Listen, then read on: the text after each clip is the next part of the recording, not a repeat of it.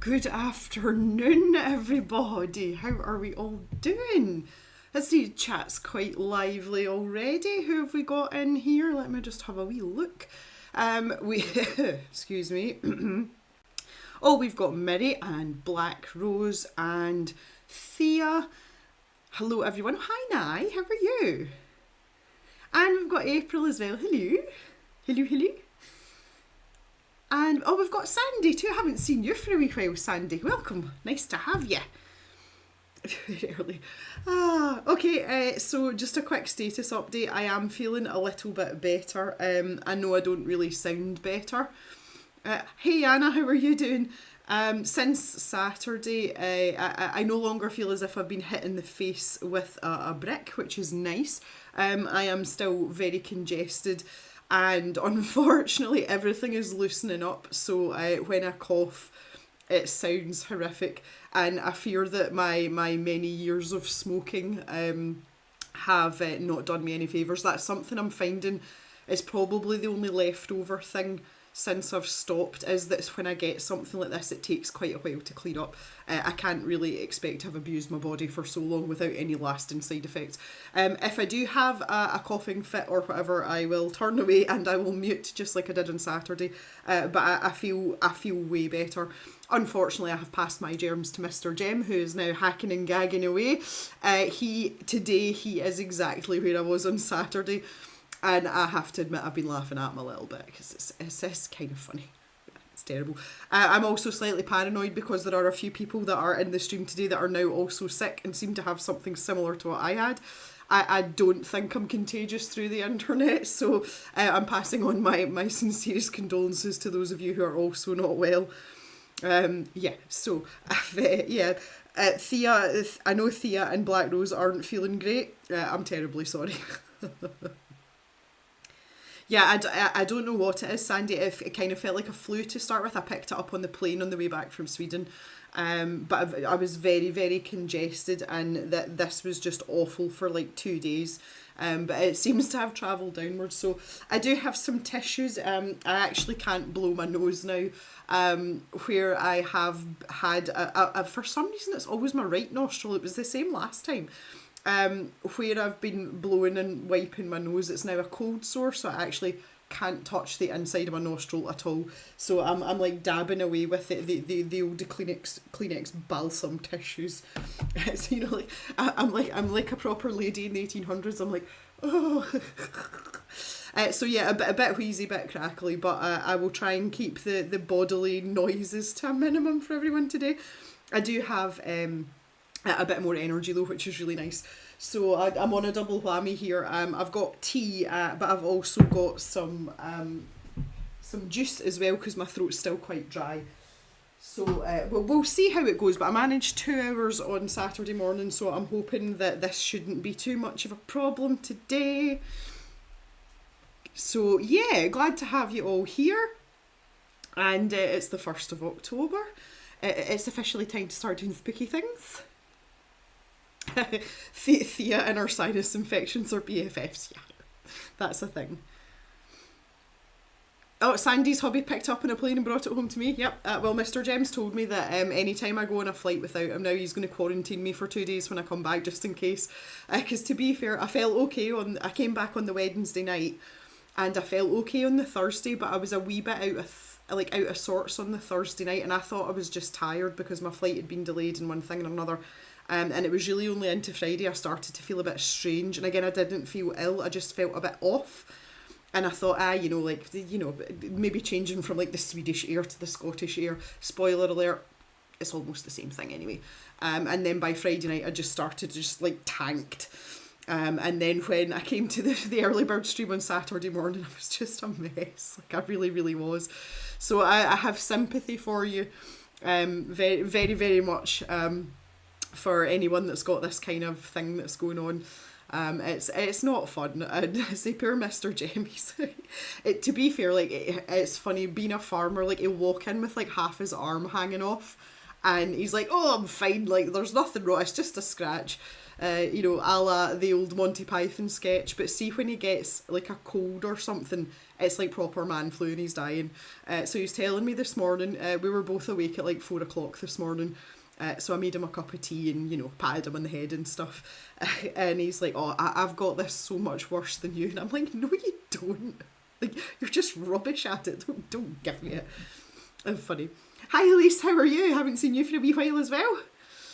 It is lovely to see you too. Black Rose, when my brother heard I was sick, he said it's about time. It hasn't happened in a while. I'll say I tend not to get things. I don't have a lot of contact with other people on a day-to-day basis.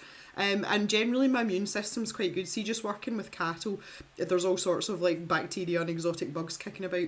And when I do get something, I tend not to be too unwell with it. But I just feel like Saturday there was the only day after the stream I was man down, and I just kind of sat on the couch and stewed in my own germs. But apart from that, I was kind of back up and going, so I'm rarely down for long, but I feel this is just residual, and it's basically just fluids. So yeah, that's delightful. Lovely way to start the stream. And we've got a Patty as well. Hey Patty.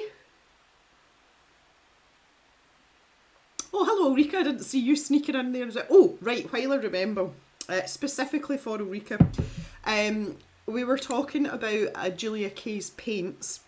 I don't know if you all have seen the new colours. If you want me to show you them here, you can let me know in the chat. We were talking about Julia Kay's paints, and she names a lot of her paint colours after friends and family, and also animals as well as another one. And there was a comment made from Ulrika about Frank, and I found out where Frank came from. Ulrika, I did remember to ask.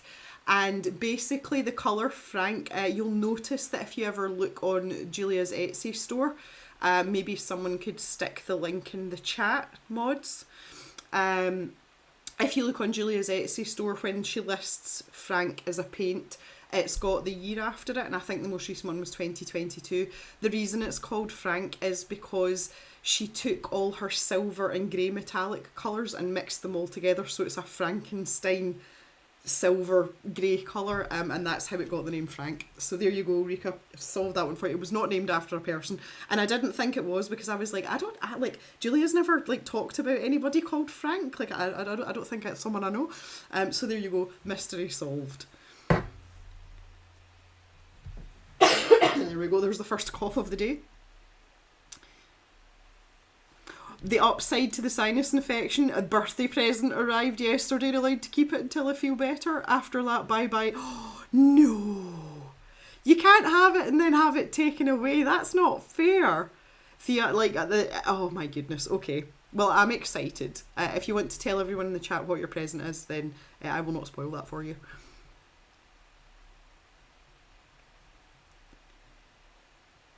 April's got a flight to catch Friday, so of course you're feeling nauseated. Oh no. Oh, Patty, were you paying your builder's bills? Is that what you were doing? Yes, please, for the new colours. Okay. Thanks, Nye. Yeah, so if anyone wants to check out any of Julia's colours, if you are in the EU, it's better to go to Julia's Etsy store to pick up the colours, and plus as well she has a much bigger range than what I've got in the Stash shop. If you are in the UK, or even if you are in Canada and the States, you can come to me and I can obviously ship that to you. That is not a problem. Refrank, that's brilliant. Hi Jan, how are you? Oh, just normal bills, Patty, okay. Thea's not playing the new Mario Kart. I keep it that for December. Jan will have to wait too.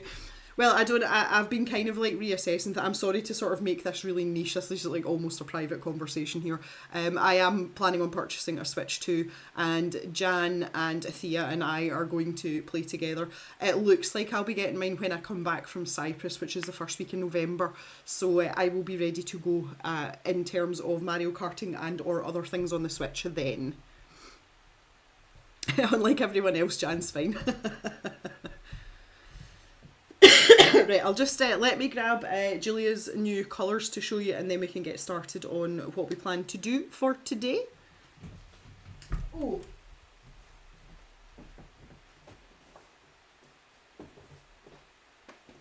Do.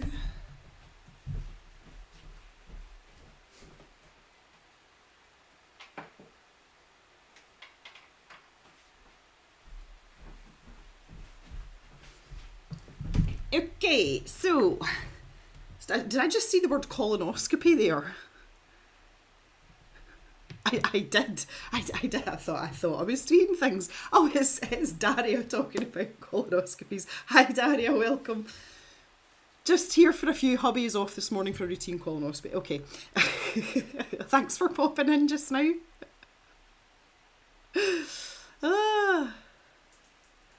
Jan's into Hades too. Yes. Okay, right, which button? This button? No, okay, why is nothing working? Come on, Gem.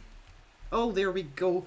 Righty McCoco. As you can see, I have got my October stuff on the go. I don't think you can actually see behind me. I do have the little bat fairy lights up there, like a purpley colour. I've got them strung up along there. You can only really see them properly when it's dark, so I'm slightly disappointed. It's too early in the month for that. But I do have my little pumpkins here to keep us company. Yes, so the two new colours we've got in the Stash shop here are Isolde, which is this lovely sort of deep yellowy orange colour, and I have Tulipa as well, so I can show you in here because I did a wee bit of squishing out in here. So like proper autumn colours, like they're really, really nice. I would say personally this is like a terracotta-ish colour. And this, if you use this quite neat, it is quite orangey, but when you start to sort of dilute it out, you get this really sort of delicate yellowish orange colour, which is really, really nice. So if you're for painting some autumnal things, these colours are great for that, obviously, and they are available over on the Stash shop on the Colour Cave website if anybody would like to partake. So there you go, just for you, Mary. But yeah, they're good. They're good. Pop that behind me. I just wanted to show you as well. I've deliberately kept this out. I finished my mushroom that we were working on, and I just wanted to show you that quickly. Have not posted this on Instagram yet. You guys get the first peek. But there you go. There is the finished article. I spent a wee while last night just going back over. The only problem I ran into is this paper isn't really designed for like 60 gajillion layers of coloured pencils, so I was starting to get a bit ropey there, so I decided to call it a day at that. I would have liked it to be a little bit deeper, but just for a sketchbook mushroom, I'm quite happy with it. So I am now up to 3 mushrooms. Some of you will have seen this one. This is the one I did in Sweden. And I've taken another few photographs of the mushrooms that we have here around the farm. So I'm going to be continuing on my mushroom mission also throughout the month of October. So there you go. Oh.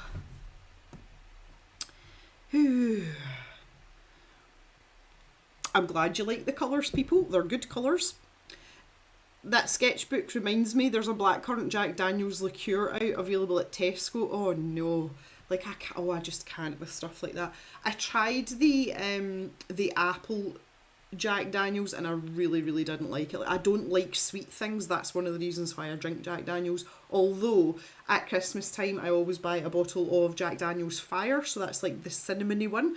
And I drink it neat with just ice in it. That's like my equivalent of mulled wine. I can't drink wine at all anymore. It gives me a really sore head. So that is like my Christmas tipple. But apart from that, and the honey one's the same. I'm just like, no. So you're on your own with that one, Jan.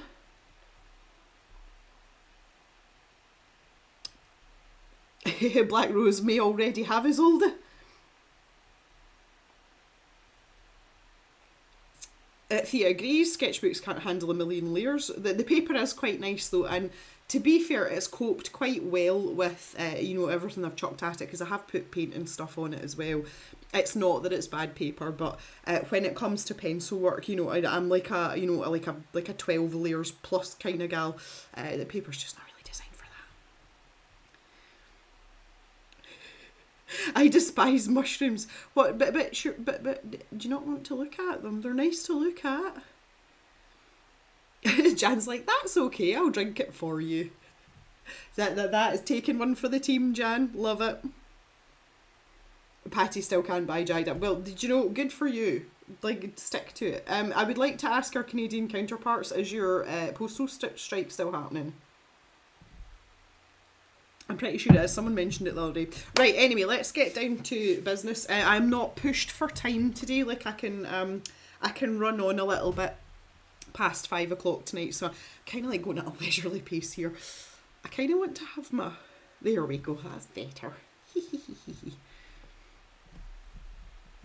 She likes the cute cartoon ones and pretty painted drawn ones, but real ones, yuck.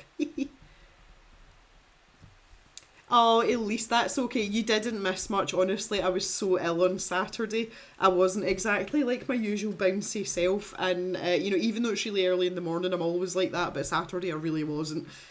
So I'm glad that you're here today, though. That's fine.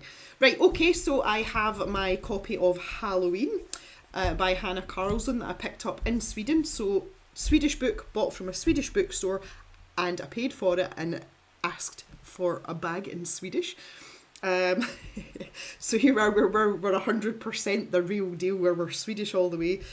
Interestingly, now that I've learned a little bit of Swedish, målar bok.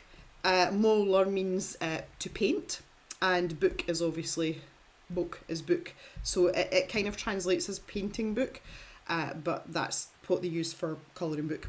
Anywho's. I have done a little bit of pre-work here. I did a little bit of homework. So this was the page that everyone selected on Saturday, and it was the one with the slugs with wings. I think they're bat wings, but it was mentioned it might be dragon wings. Either way, not going to split hairs. And I mentioned the fact that I always have this kind of like inclination to have black backgrounds in these pictures. So for the month of October, we are going to be working for the first hour or so in this book every stream. And this is the one that we're going to start with, as picked by y'all. We need to have a wee bit of a discussion here about what's going on. First of all, I want to use Prismacolor pencils because I want really vibrant colour that I can like smash down. I don't want to spend hours and hours building up layers because we're going to be working in this book for the whole month. Like, I want to see progress. Okay? So to get us started off, I thought I would just do this outline. I normally, when I'm doing black backgrounds, I use really cheap acrylic paint, and just because it's cheap, and if you've got a large area to cover, if you start messing about with like Posca pens and stuff, it can get quite expensive quite quickly. But because there was so many sort of itty bitty bits, I did use Posca markers, and if you look closely, you can actually see the stroke lines. It's not really obvious though, and I'm not that precious about stuff like that. So I went from one of the really chunky black Posca markers, like the big chisel tip ones, and that's what gave me that nice sweep across.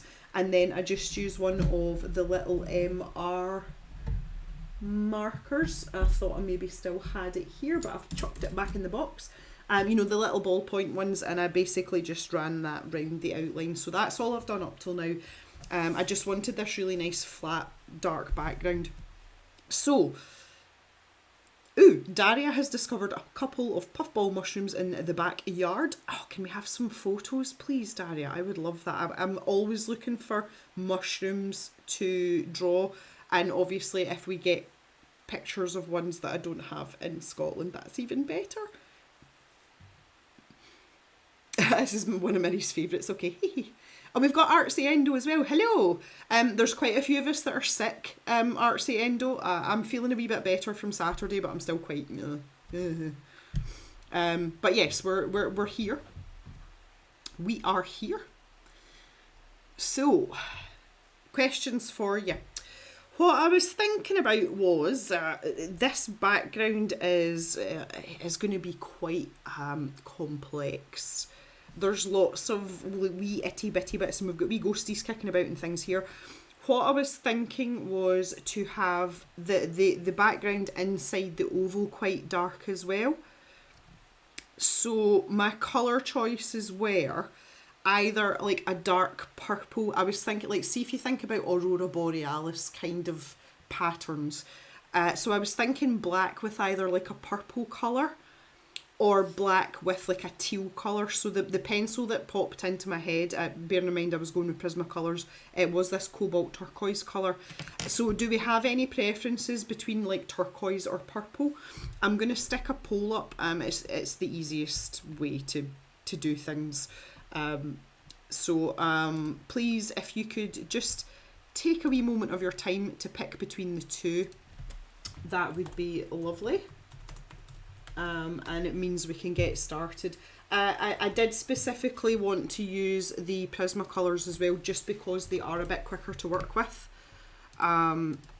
So I was really trying to facilitate the stream, shall we say, rather than my own personal preferences for colouring. I can't spell turquoise, why not? No, that's not how you spell it. There we go. Go! Okay, get your votey fingers out. Clickety click. Where do you want? Could you email them to me, Daria? Would that be okay? Black Rose, I would love any mushroom pictures you have. Please regale me with your regale. Whatever the word you want to use is for show me the pictures. That would be lovely. I would really appreciate that. Yeah, I'm still, I'm not great artsy, but I'm a hella better than I was on Saturday. Excuse me. Not very interesting for drawing, they're just round until they split open, but round is good. I found some really cute weeny mushrooms. I'm pretty sure they're on my phone here. These are tiny, like, I don't know how well, the light's probably not going to be great here, but these have got little brown spots on them, you can see them. But these are like literally the size of my finger, that's almost to scale, and that was one of them up close. And there was just a wee clump of them right in the middle of the path where I was walking the other day, and I was like, oh, more. All the mushrooms. Okay, we're kind of leaning towards turquoise, okay. Seems like there's no voting on the iPad. You chose turquoise as well. Okay, Thea. Daria, that would be lovely. Only if you've got time, don't worry about it. But if you could, I would really appreciate it. Patty is cooking ground beef for a spoiled dog. Oh my goodness. Well, that wouldn't fly in the UK just now. Our beef prices are absolutely astronomical. We are hardly eating beef, let alone giving it to dogs. And the irony is not lost on me, the fact that I have beef cattle outside as well. Mushrooms are so creepy. They're not creepy at all. They're awesome. Okay, we've got 70% for turquoise on the poll, plus Sandy and Thea both said. So I think we'll be going with that. Right, absolutely fine. So let's get cracked on then. They look as if they've been toasted. Right, okay then, so the main colours that I'm going to use is this cobalt turquoise. I've also pulled out the Prismacolor black. This is a new one. It's hardly been used at all. I'll pop the purples out the way. I do want to use the purples in other places. Jock. Stop it. Jock's having a little chew at himself. Right, okay, so see if you think about like a sunrise. So we'll have the teal, like the teal colours at the bottom, and they'll be quite dark in at the base behind all this, and then we'll lighten it up a wee bit. And we'll have like a sort of band of lighter colour, and then we'll push it into black. So by the time we get up here, we want it to be black. That's the plan. That's the vibe we're going for, okay? Oh, Daria, you're spoiling me. Other varieties. Ooh.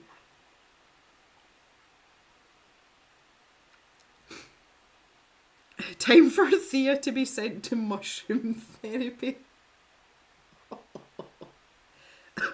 Don't make me laugh because it makes me cough and it's horrendous.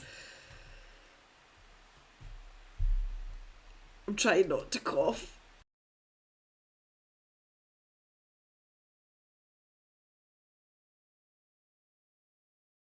Oh my god, that was horrendous. Don't forget to like the video. Yeah, guys, that's really helpful just now. The YouTube algorithm still doesn't like me very much. There will be a video coming on Friday. The first Cave Discoveries video will be on Friday, and I'm working on the second one just now, so that will be into the following week. Right, okay, so let's get a little bit of stuff. We're going to have to figure out some geography a little bit here, I think. Let's zoom in a wee bitty bit, not too much though. The only thing is you're kind of missing out on the pumpkin lights, but I'm sure you'll survive.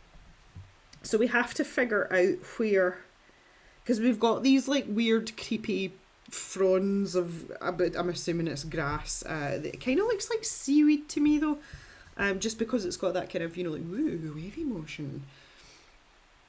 Yeah, the coffin is sore, Thea, like it hurts. So I'm going to try and pick out, if I start at the edge here, this is probably the safest place. So you can see there that it is very, very dark, very, very rich. Absolutely love this colour. And I'm going to try and take this, if you can imagine a semicircle that goes like this. And I might just pop a wee teensy bit in graphite in the, like there. I think that's the only open space there. So that's where I'm going to stop the like the solid teal colour. And then as we work up through here, I'll have a few sort of little whew, like sort of lines. Again, think Aurora Borealis. And we'll work it into a little bit of a lighter turquoise colour and then into black. I don't want it to be too busy, but I want it to be fun. Are the ghosts going to be glowy? Do you want them to be glowy? Will we make them glowy? Okay. The easiest way to do this, if you're not used to doing glowy ghosts, oh my god, especially if you're using Prismacolors, the best thing to do is to grab the white Prismacolor pencil. Now, guys, like, don't laugh. This, you can't. It's so short you can't see the writing anymore. This is actually the white Prismacolor pencil. I'm gonna get a pencil extender for this one. Let me see if I can dig one out. I'll spin my little wheel here beside my desk. I can never remember which of these extenders are the wider barrel ones. It's the silver one, right? Okay. Let's see if we can get that in there. It's so small.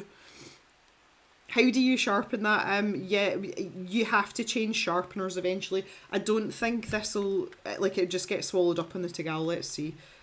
For those of you that weren't here on Saturday, I have a new Tegal sharpener as well. Yeah, that's just no good anymore. I do have, I unearthed this Coombe twin sharpener. I can, like, there's loads of room to still grip onto that, so we're fine for sharpening. Anywho's, let's get this bad boy in here. tighten it up. Do you know, I'm just thinking, I don't actually know if I've got a spare white or not.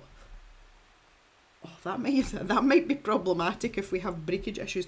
Anywho, I digress.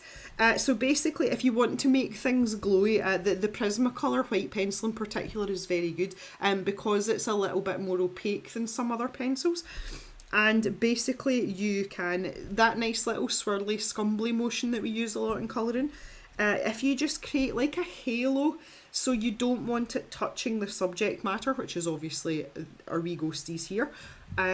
So if you stay just slightly out from that, but if you press quite hard, and you can see that it'll make the line work look milky here. Oh, that's my lead's gone. Oh no, we might actually be in trouble here. Oh, I'm actually glad that you talked about glowy ghosts, Thea. So don't be down about it. I might have to swivel to the Derwent drawing white. Miriam, my choice would be the Caran d'Ache white. Oh no. I wonder if I've got another. I must have another. I very rarely have pencils this short without having you know, like a spare. I'm just trying to. Oh yes. Okay. I might have to go and do a bit of digging. Speaking of, my 72% of drawing pencils have shipped. Oh, that is exciting. Oh, that really is exciting. Ooh. Right, I'm just making sure that I'm secure. We've got no wobble there. Right, anyway, yes, as I was saying, you can see there that the line work looks a bit sort of cloudy already. So if we do this just now, what basically happens is, because there's quite a lot of wax in these pencils as well, it creates a resist. So when we go to lay down other colours, it will, when the other colours hit the white, they will automatically be paler, and it gives that illusion that there's a little bit of light coming off. So you can see around those little dots, which I'll probably put gouache or Posca down on them so that they pop. But that's going to give you a nice glow. The other colour I was thinking about was like a really offensive, like lime green colour, like chartreuse in the Prismacolor set, but I'd quite like to use that for some of the, maybe we've got bioluminescent mushrooms. Oh, bioluminescent, what a great word for a Wednesday afternoon. Right, so I'll just do all the wee ghosties just now while we're here.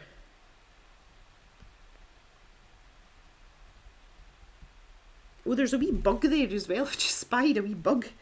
Maybe he's bioluminescent. Oh, there's one there too. Oh my goodness, they're everywhere. Right, 2 ghosties there. There's one here. Let's get him too.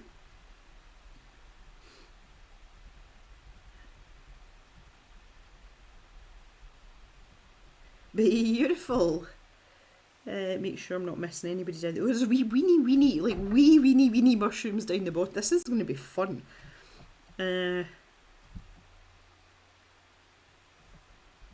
So I'm thinking that these little ghosties must live under the mushrooms because there's none up the top. Maybe these little ghosties are scared of the dark and that's why they stay near the bioluminescent. That's going to become problematic. Maybe that's why they stay near the bioluminescent mushrooms, because they're scared of the dark. Wee ghosties that are scared of the dark. That's funny. Okay, I think I've got everybody. Just double checking. Okay. My nose is starting to run. This is Mayday. This is not good because my right nostril will actually not take it.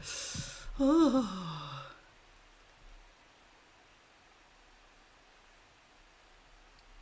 Jan's Works VPN is so worried about the white pencil supply, it just went off. Ooh, bioluminescence, please, yes.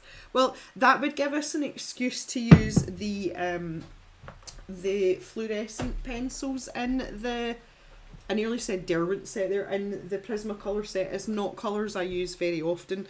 As you can tell, the pink and the yellow are actually full length. They've never been used. That's the factory sharpen that's on that one. I've clearly used the orange one for something. And if you pull out chartreuse as well, although it doesn't look quite as offensive here, you know, it's a pretty offensive colour.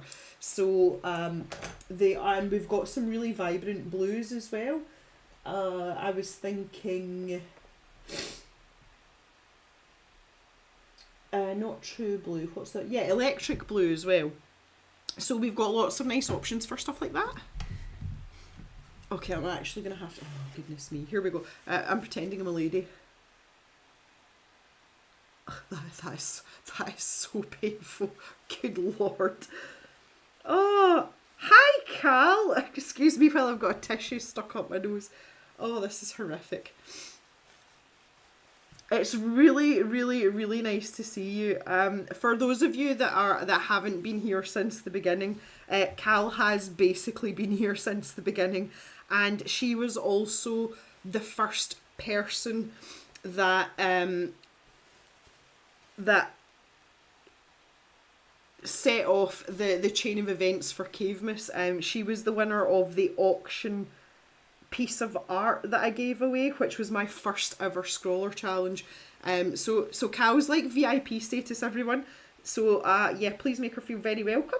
It is very lovely to see, and I hope that you're well. Obviously you can tell that I'm perhaps not all that well. I'm just trying to not like snot all over the colouring that we're doing. So all you've missed is we've been talking about bioluminescence and wee ghosties that may or may not be afraid of the dark. Which is just lovely. I'm really annoyed as well. The sun has come out. It has been absolutely tipping it down all day here today. And now it's getting all sunny when I'm sitting here doing this. Typical. Anywho's. Right, okay. So trying to figure out what bits are actually background open space. I think this was a good choice. And I'm pressing pretty hard here, as I say, I want really thick, like smooshy colour. I want this to be really, really rich. So I'm going to keep my colouring pattern like really, really tight. Like really tight little scumbles and pressing quite hard. And just use the Prismacolors for what you can do with them. Just like smash down that layer of colour. I mean, look at it. And I know that, I mean, I don't use Prismacolors all that often. I do find them to be, purely because I'm in the UK, I do find them to be a bit of a false economy from the point of view that because they are very soft, you go through them so quickly and they're very, very expensive here. So I tend not to use them as a go-to pencil. And I have also found as well, I've been using these since like 2000 and, well, I've been using them regularly since about 2016, but I had a set of the original Be-All Prismacolors from like decades ago, and the build quality of these now is absolutely nowhere near what they used to be. They did shift their manufacturing to Mexico. I think that was about 2014 or no, it might have been later than that actually, maybe in 2018, and it really started to go downhill after that. Hello Roseanne, how are you?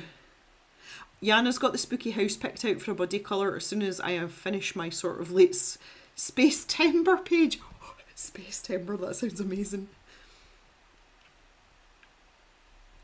Thea's not used hers in forever either. Okay, so here's testing out was wee ghosty theory. I've got a wobbly lead as well, this is not good. So you can see there, even though I'm pressing hard, when I'm going over the white bit, you can see it's got a lovely shade of turquoise, and that is exactly what we're looking for. I'm going to have to do it. Oh man, I'm sorry. Oh, it's not that well. Okay, it's still attached. Okay, right, keep going while we can. It may not last long though. Especially if I'm pressing this hard. I kind of need to sharpen it though to get into these little spaces. I'm going to go for a number 2 on the old Tagal here. I try and keep it short and stubby, stop it breaking. Oh. And that's wedged in my Tagal. Sorry, I've just realised I've just like deafened all of you. I really need to, my microphone sits on the desk and I really need to get it mounted. I am actually thinking about changing my computer stroke filming setup. I'm not quite ready to do it yet. Oh, there's the lead there. Oh, this is the problem with Prismacolors like that. That's basically sums everything up right there. It doesn't mean we don't love them. I've got a really good pointy point on that. Look, oh.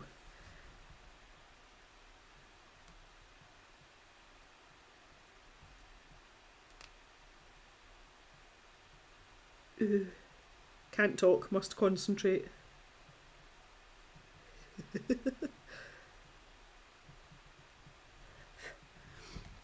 Okay, so there you go. That's the white's just done its job there. Perfect. Absolutely perfect. So it's subtle.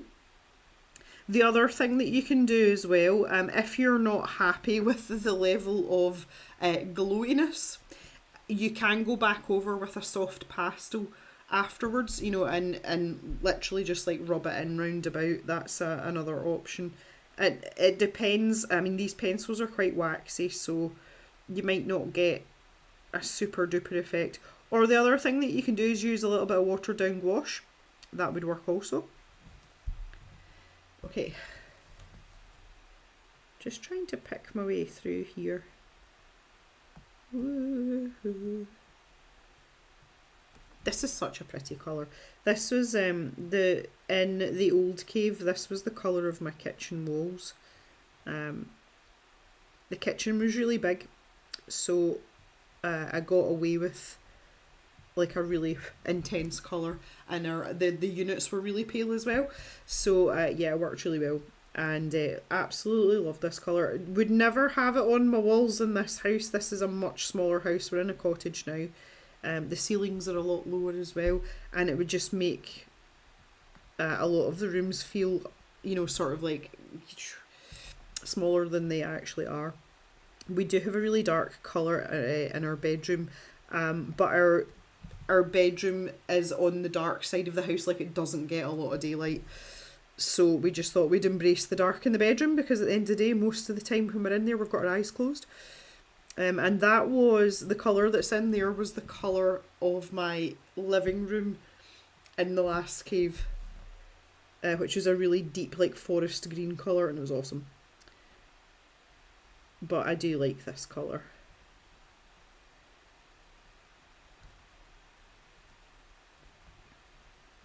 Just try and work my way around. Away.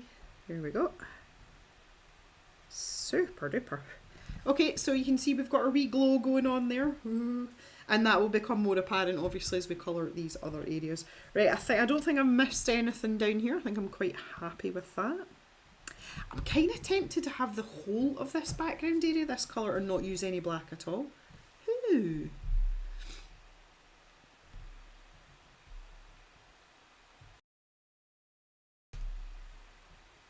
Cal's doing a feature wall in her living room that colour. Yeah. Should you be starting on the right because you're a lefty? I really should, Elise. I'm clearly just not firing on all cylinders. I might just turn the book, to be honest. It'll be fine. Several coats of magnolia. Oh, don't do the magnolia, please. I would love, love, love to have white furniture in my house. Having a Mr. Gem, that is not an option. It's not sensible. Right, okay, I'm having to like dig down into the depths here. The stalk of the mushroom, I imagine it would come down. This area might be teal, but if I follow that trajectory, maybe not. I think I'm going to leave that just now. I think I'm going to fill in this part. Some of these areas right down the bottom I might actually leave until we've actually coloured in some of the actual mushrooms and things. It might become a bit more apparent. I feel like because we're using such a dark colour, it might the mistake might stick out like a sore thumb. That's just my, you know, my thinking kind of thing. There's a wee worm poking out there as well. Hello. Oh, I like that too. That's so good.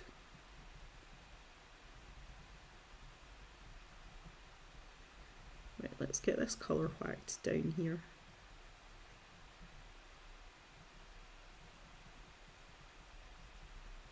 Oh, so nice. So nice. Oh, excited. Heart said, oh God, can't tolerate it. I absolutely hate Magnolia. I hate it with the fire of 1,000 suns. Cow's landlord allows one feature wall amongst the sea of cream. The thing is though, like, are you not allowed to have white walls? I mean, white is now what Magnolia used to be. Magnolia is such an outdated... Because it was always Magnolia because it was neutral, blah, blah, blah, blah. I always think it just looks like nicotine-stained walls. And even as an ex-smoker, I have never smoked in my own house.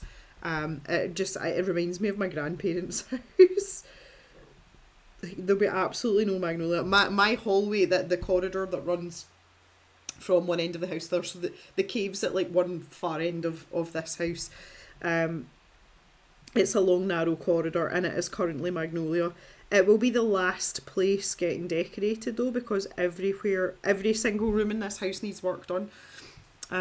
So obviously the hallway is going to be last, but both Mr. Jem and I cannot wait to get rid of the Magnolia walls and also the very attractive terracotta carpet as well. You couldn't get more late 90s stroke early 2000s if you tried. Absolutely horrific. Oh, terracotta. No. Not for me, thank you. Okay. I felt like that went well. Now, I'm trying to get this right in my mind. If I take that down there, I maybe bypass that bit. It probably wouldn't bypass this bit though.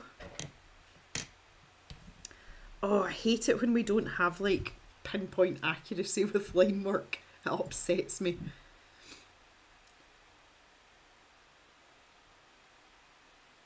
At least it's not wood chip paper. Oh my God, the wood chip, dear Lord.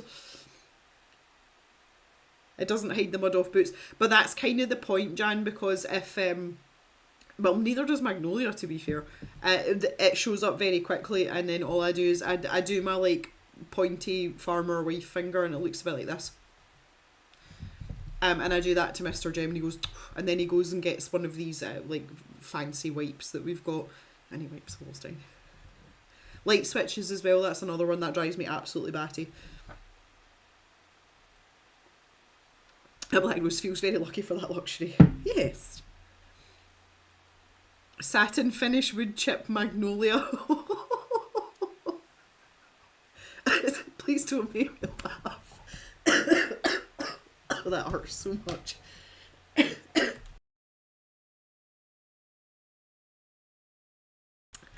Oh. I do sound like an old tractor right now. I'm hoping this is going to pass in the next couple of days, because one of the other problems is I can't go running like this. That's just not a thing right now. Right, I've lost my place. Oh, God damn it. Right, okay. So we decided that was going to come down. So maybe this part here is not going to be mushroom stock if it wasn't before. It is now. Keeping a very close eye on Jock. He's Mr. Jem, when I wasn't well on Saturday and Sunday, Mr. Jem took the... Oh no, because there's a stalk there. This is what I'm saying, like, oh, speaking, like, see this bendy stalk that goes all the way down there. Okay, I'm gonna leave this bit down here just now. We'll come back to that. Yeah, Mr. Jem walked the dogs at the weekend, and he was away for such a long time on Saturday, and I was starting to get a bit concerned. And he came back, and within an hour or so, Jock was like a cripple. And I said to him, I was like we're past the point of big long walks. But he's not used to walking Jock and Pip. It's me that does it. So I don't think he realised like how stiff Jock is now. So we had to give Jock a bit of a rest, but he's been a bit funny. His leg that was stiff, he keeps it, I think it's bothering him because he keeps kind of like sniffing it and lifting it like while he's lying down. He doesn't do anything with it, but he just keeps kind of like as if to say, "Oh, is that still attached?" But it seems to be a habit now, and we've noticed this. Like Jock has, it's he's just looking at me like, "Why are you talking about me?" He's got these wee habits now, and it's like a doggy dementia thing. He's not doing it for any purpose, he's just doing it because it's habit, you know, it's like a repetitive behaviour. And that's what he was doing there. He was like lifting that leg up and just kind of like inspecting it.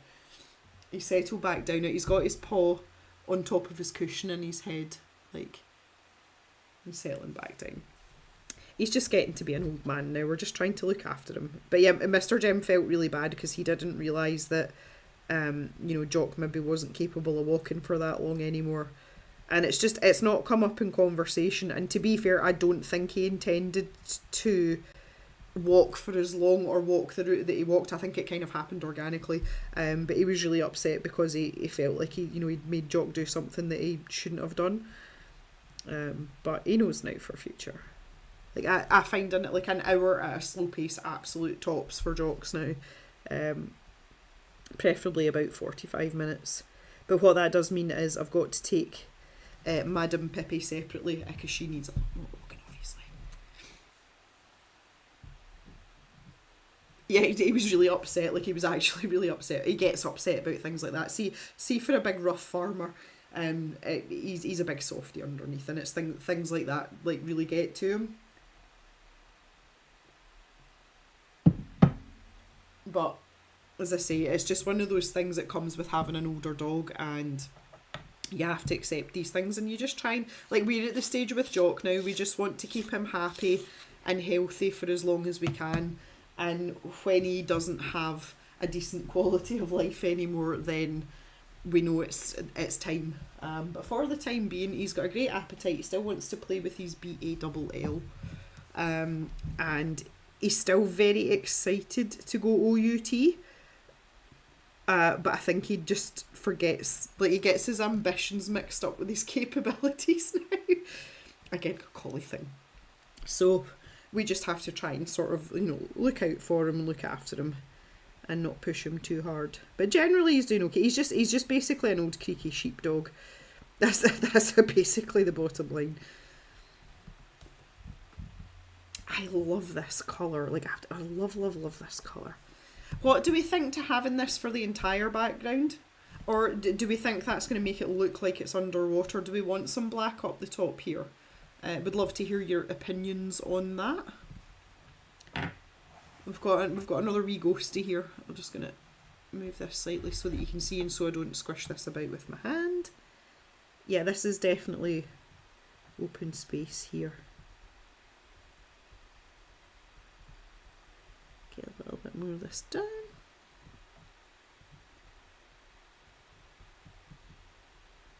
You can see that white doing its job again. Ooh. It's perfecto. I have to say that Prismacolor white pencil, it is up there with some of the very elite, artist grade white pencils, just because of the opacity. It is really good. Even if you're not a Prismacolor user generally, I feel like the white pencil is a good one to have, like, to invest in.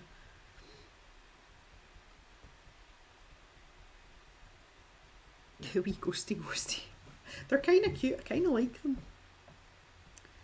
I've got a wee ghosty. He's scared of the dark.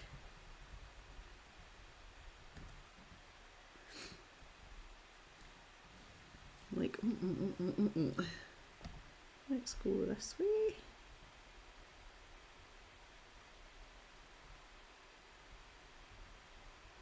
There's so many fiddly bits in this, but in like a totally good way. Subtle glowy bits.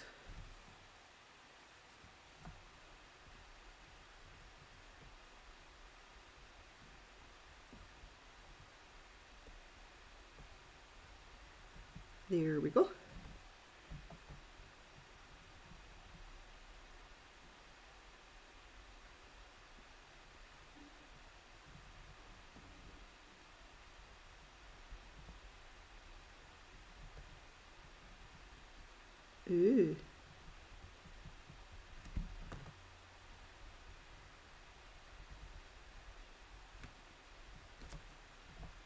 Get this little section filled in here. Yes! Beautiful! Thea, I'm really glad you suggested the glowy ghosts. I'm really, really pleased you suggested that. It's given us a nice little bit of interest down here.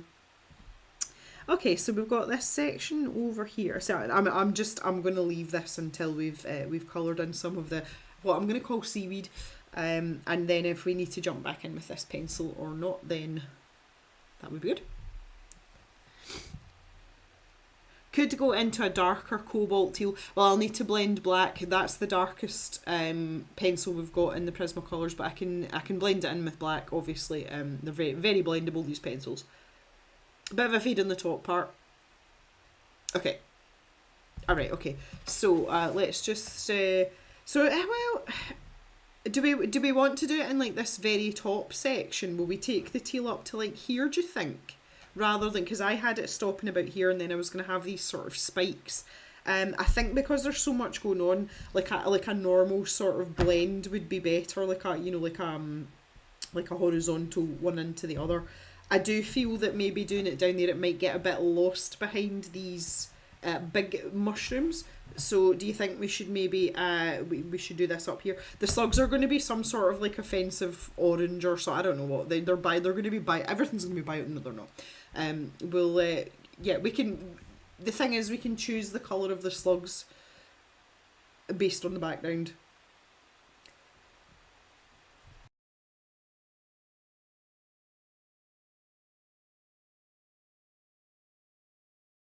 Oh wow, that was hard work. Well, while you're pondering that, I'm just going to do this little section in here as well. I'm going to have to keep myself sharpened though. I need a super pointy point for this. Yeah, I think the highlighty bits being at the top works. I might not make them highlighty bits though. I might just transition from teal into black. I feel like the darker the background, the better. Especially if we're going to use like offensive colours for all this other stuff. I might have to ponder that myself a wee bit. Oh, there's so many fiddly bits in here. So many. You can't even see what I'm doing. There we go. That's better.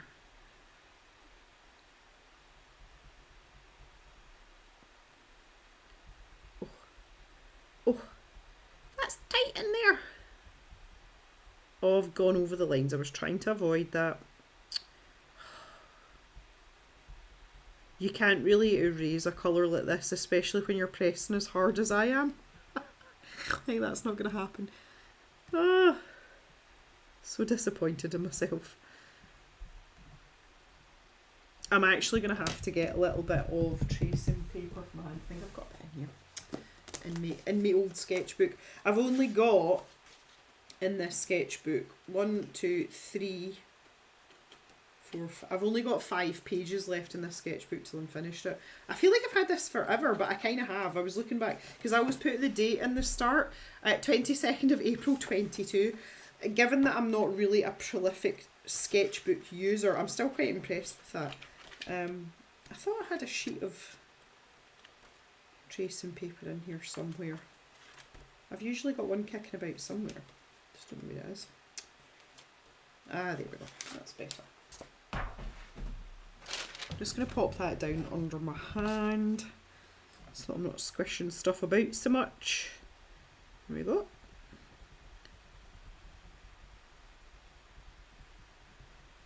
Oh, these mushrooms. I'm quite pleased that y'all have picked this one because it's sticking with my mushroom love just now.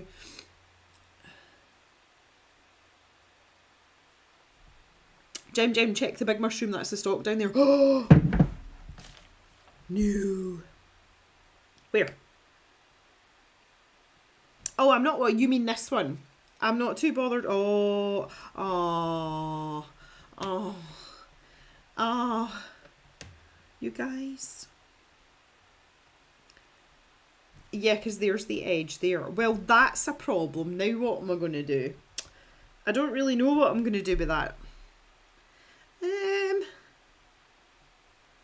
I don't think there's anything really... yeah, it's too late. It's too late. It's like, Jim, stop. Stop. White postcard. I tell you what I can do. I can gouache over that. What I will do just now is to help the repair job. Obviously the wax makes it quite slippy and makes it difficult for other things to adhere to it. But if I take my Derwent eraser, I was actually going to change the battery in this because the battery, I haven't changed the batteries in this for ages. Oh jeez, sorry, just deafened you again. Oh, that's the wrong batteries, dagnammit. I thought it was double A's, it's not strictly. I'll just have to persevere with this just now. Lost my train of thought. Yeah, if I take away as much of this as I can and kind of like agitate the surface of the paper, then we can gouache over the top of it and it'll be fine. There's no dabbing, Thea, I was pressing really, really hard. So let's just...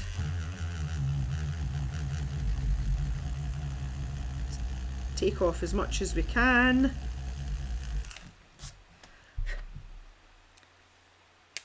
That's not bad at all.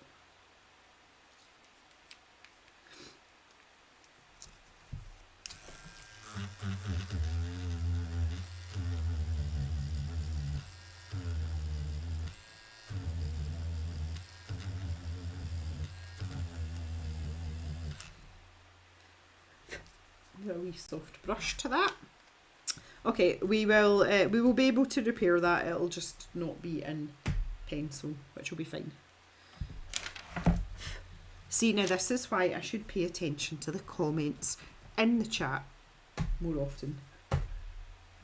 Thank you for your valiant effort, Thea. Sort of trick with washi tape. Stick it on your sweater first, then onto the area of pencil. Rub it a bit and generally... I call off the Derwent eraser, yeah. What did we do before gouache? I'm tempted to use it sometimes to get rid of unpleasant people as well, as I believe in the power of white gouache. Jan, please don't make me laugh, it hurts so bad.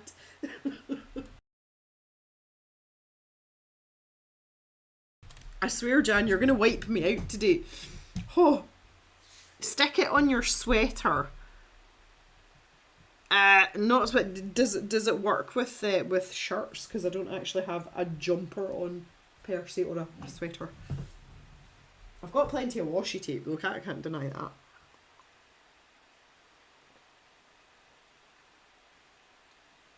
If you're outside of mainland Europe in the UK, oh hoo hoo, I hate saying that word.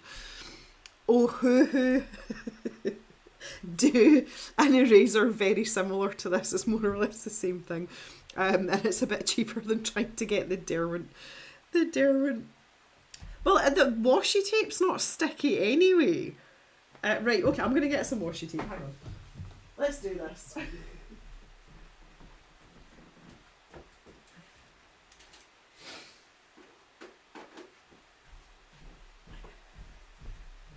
Got more washi tape than I know what to do with. Just make it a bit less sticky to not ruin it. That's not going to ruin the paper anyway. Very 80s inspired.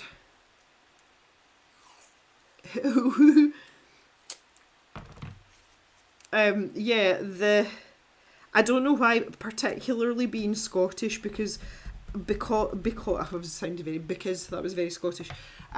We have a very long and round ooh sound. And I think that's why oh hoo hoo. I just sound like a little owl. Ooh hoo hoo. I think that's why oh hoo hoo is difficult for us.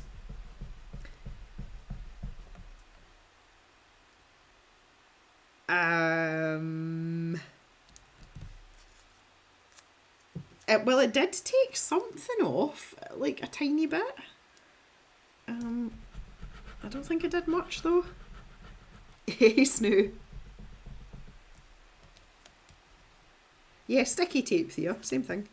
No, I think we've probably done what we can do here. Gouache it is. Because what I was thinking was I can put some gouache on it and then I'll put some watercolour ground over it to give it like a little bit of texture, that's the word. And then I can just go back over it with coloured pencils, so that'll be absolutely fine. In fact, I've got white watercolour ground. What am I talking about? Do you want to see like a proper repair job here? This stream's not going where I thought it was going. I have somewhere...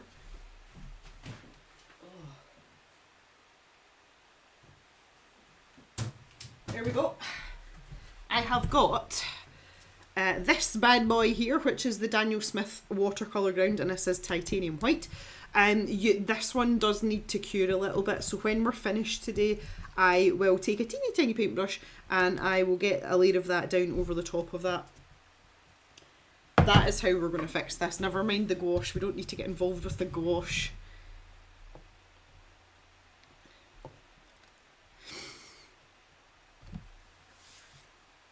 Oh, my cuff's bothering me here. Not that you can see that on there. To get my cuff rolled back up. Fancy fixing it. Ever the consummate professional Ulrika. Right, okay, so I'm really upset that I didn't look at the chat sooner and didn't pay attention. Clearly not paying attention. It's fine though. We will be able to repair that. Right, okay, so there's a wiggly bit there.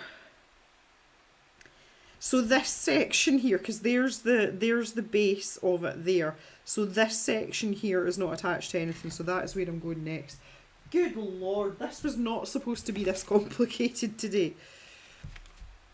Right, so this is definitely, yes, right, okay, we're safe here. I should really take my own advice. I did say at the beginning that I would leave that till later on and then completely ignored my own sentiments and just carried on anyway. I just get quite excited, especially with colours like this. Like, oh, I want to make it all pretty. Okay. Right, leave that bit alone. So if we come up here now, there's a wavy bit there. There's nothing going on in there. Let's go. I say I'll go on a bit with this. We were quite late getting started. Let's try and motor on a wee bit. That's safe as well.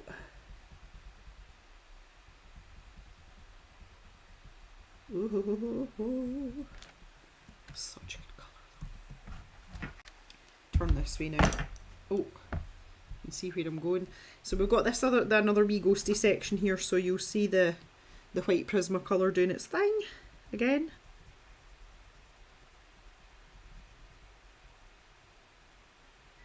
Just try and work my way around those little bubbles. Spectre poop. I don't know, what are they? Orbs, ghost orbs.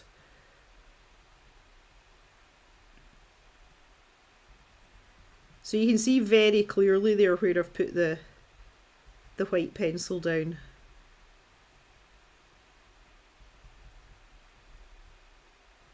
Oh.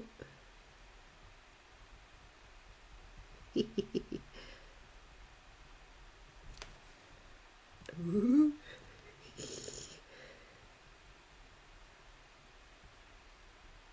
I feel like these deserve a special name.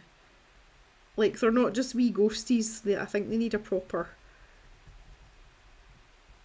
species or breed name. There's a specific breed of small ghost that lives under mushrooms that's scared of the dark. Ah.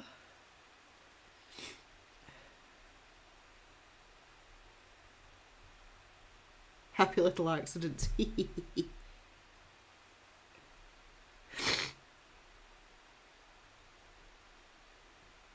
You don't need to use gouache if you treat it as a shadow. Blue and umber makes a wonderful neutral shadow colour. Yeah, but we haven't really thought about that for this moment.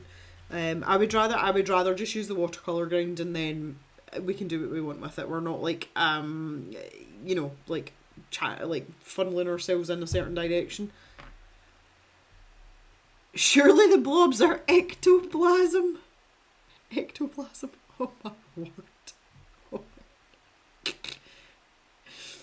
Oh.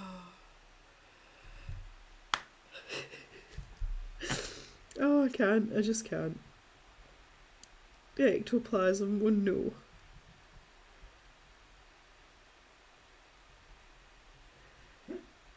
Oh, Jock's dreaming. If he gets any louder, you might be able to hear him.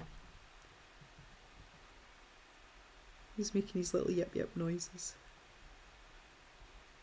Which is really cute for a geriatric collie, by the way, especially a male geriatric collie.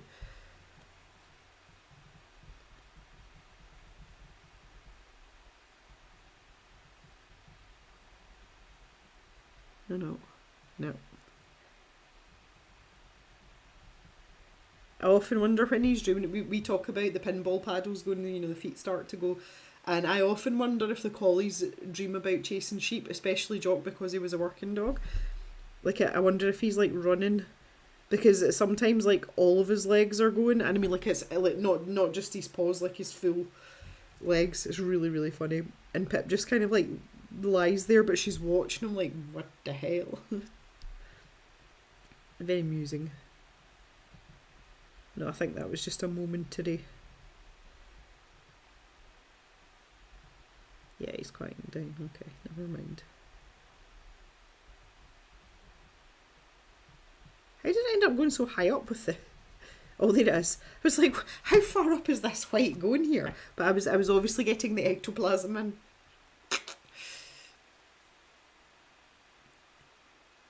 Oh, Black Rose heard him without headphones, did you? Oh.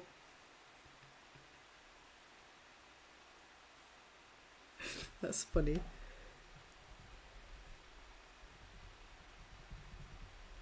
To be fair, it is pretty quiet today. There's nothing going on outside, and there's nothing going on in the house. I think Pip's in the living room, so it is literally just like the fan from the laptop. I have to have a cooling fan for this laptop, and Jock and his squeaky noises and me talking rubbish. So yeah, okay, fair enough. Right, I'm kind of up past this point, so I think I'm gonna blend into black somewhere around here. I think that's probably a good point there. So I think I'll just take my, like, so I'll make the transition somewhere around there. I'm not gonna be all scientific about it, but what we'll do is take away. Now let me just clean the end of my razor before I do this. I just want to take away that graphite line that I left earlier. There we go. Flickety flick. See you later. Better.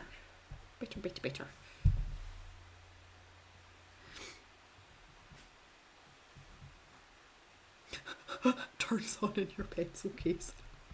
I always take my pencil case in my hand luggage, and what I have learned is to not take a metal ruler. They will stop you for that. It does depend heavily on the airport though. At Edinburgh Airport, which is my nearest airport, excuse me while I dab in my nostril, they have all the the newest and fanciest like scanning equipment, and with your hand luggage you don't take anything out your bag. You used to have to take all your electronics out, so if you had an iPad or phone they had to go separately, but now at Edinburgh you just leave everything in your bag and fling your whole bag through.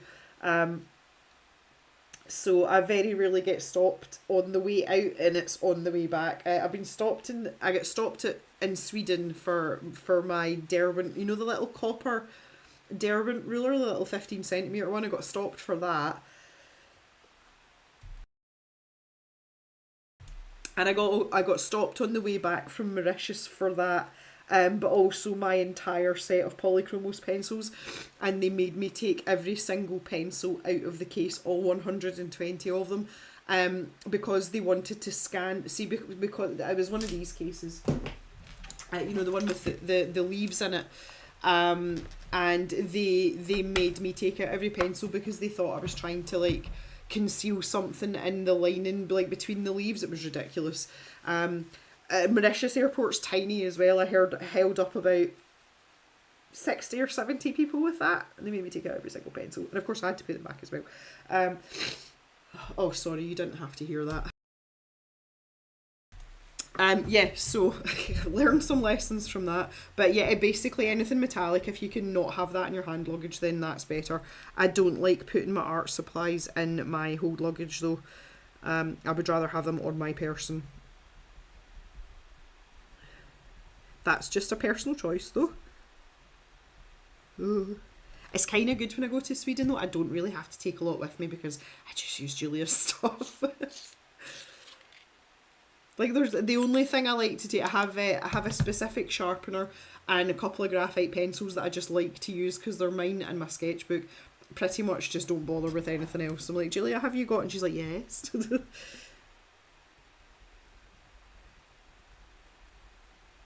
I did notice when I was over last time, it only took me 2 or 3 days, and I did actually start calling her Julia because in Sweden there is no hard J sound. So I like halfway through I was like when I was talking to her mum and dad I was referring to her as Julia and not Julia, which was weird but kind of cool at the same time. Julia. I do have a little bit of footage and some photographs. I was thinking about maybe just making them into a short because a lot of it we went and looked at some sculptures and we did a bit of painting when we were out and about as well, and obviously have doggy footage because they're obviously dogs. So I was thinking about maybe sticking it all together and just doing a wee short with it or something so that you guys can see. I haven't made my mind up on that yet. I haven't decided where I'm putting it yet either. I really grudge putting shorts on YouTube. I've never liked it. I don't really want to start now. Okay, that's looking fairly sensible if you ignore that part. I think I might just keep going. What do you reckon? This is quite a big area to fill, to be fair. Let's turn this upside down and start with the black at the top and work on the transition, and I'll fill in the rest of the teal colour off camera, I think. Oh, that can be my homework for next week. We do have 3 Wednesdays in a row where I will be streaming, so we're going to have some continuity, which is nice. Right, let me just get a bit of a point on here.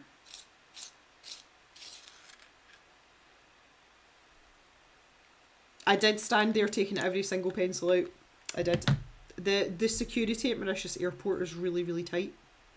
Really, really tight.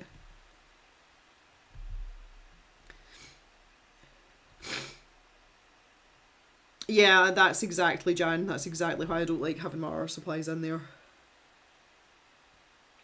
Patty gets stopped because she naturally sweats. So I'm a sweater as well, Patty. And my problem is, well, it's not a problem, it's purely by choice. My footwear is generally a pair of boots that go almost to my knees. They call them lifestyle boots, but they're basically like riding boots.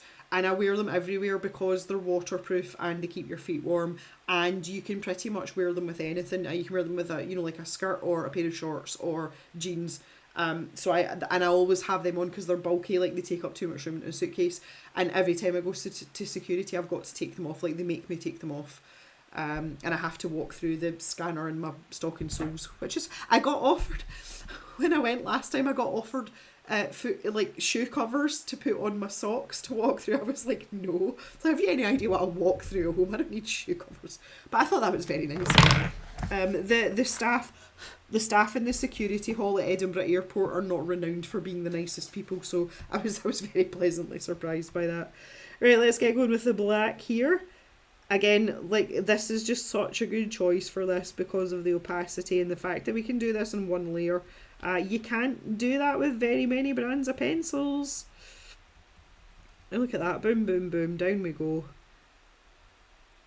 And granted, we are going to chew through a huge amount of pencil doing this, but that's okay. I've definitely got a spare black, I know that for sure. Not sure if I've got a spare white, but I've definitely got a spare black.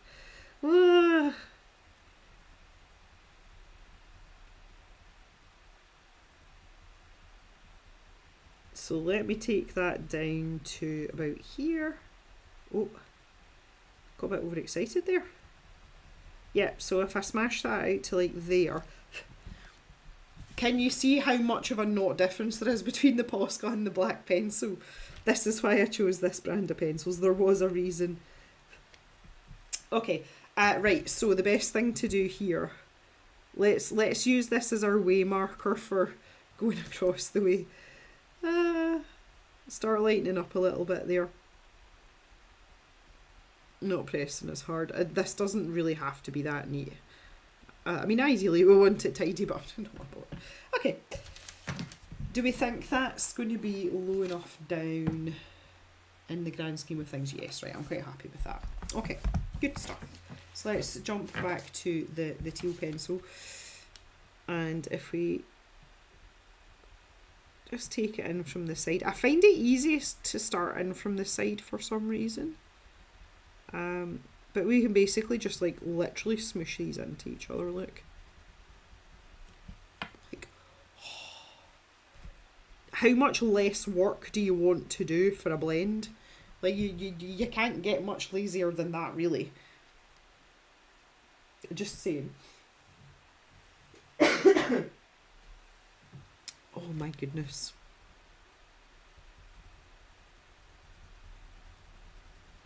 Smush it together. Go, go, go.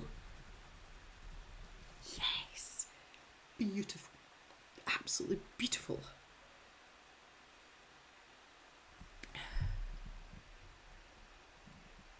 I heard from another YouTuber that YouTube is pushing shorts, so do a few shorts might help with letting people know you're back. Yeah, I know. I don't really want... I'm not sure if I want to go down that rabbit hole or not. At least they are pushing shorts because short form video is what's it's what's popular now. Long form video is not so much. It tends to be streams and shorts. I'm perfectly aware of that, but I just don't know if I want to do it or not. I do have a TikTok account and I've posted a few TikToks. See, short form videos, they're just not my thing. Like, I don't know. I don't know. Boss has gone home, so Russian roulette of hoping I put a comment in the wrong box is over for another week. Well, that's just ended all the excitement. It's good though you survived. Right, let's go again in this next little section here. I'm going to keep going with this until we've got this transition area done, and then I'm going to switch over to our other project for today. As I say, I'm not in any particular rush this evening, this afternoon, whatever you want to call it. So I'm quite happy. As long as you guys are still happy to hang out after 5, I'm happy to keep going for a wee while. As long as my throat holds up. It is starting to feel a bit dry now, but I'm not going to die, so, you know, we're fine. I might have to top up the tea, though. I should really be drinking more liquid as well. I'm just getting too excited about the pencil work.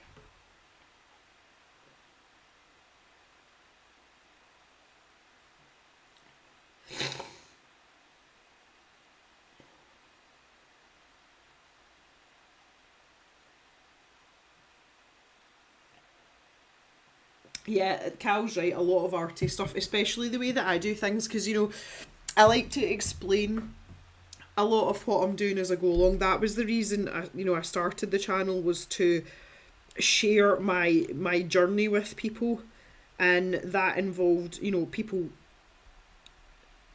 learning and evolving along with me, and I've always wanted to keep that, but I don't know.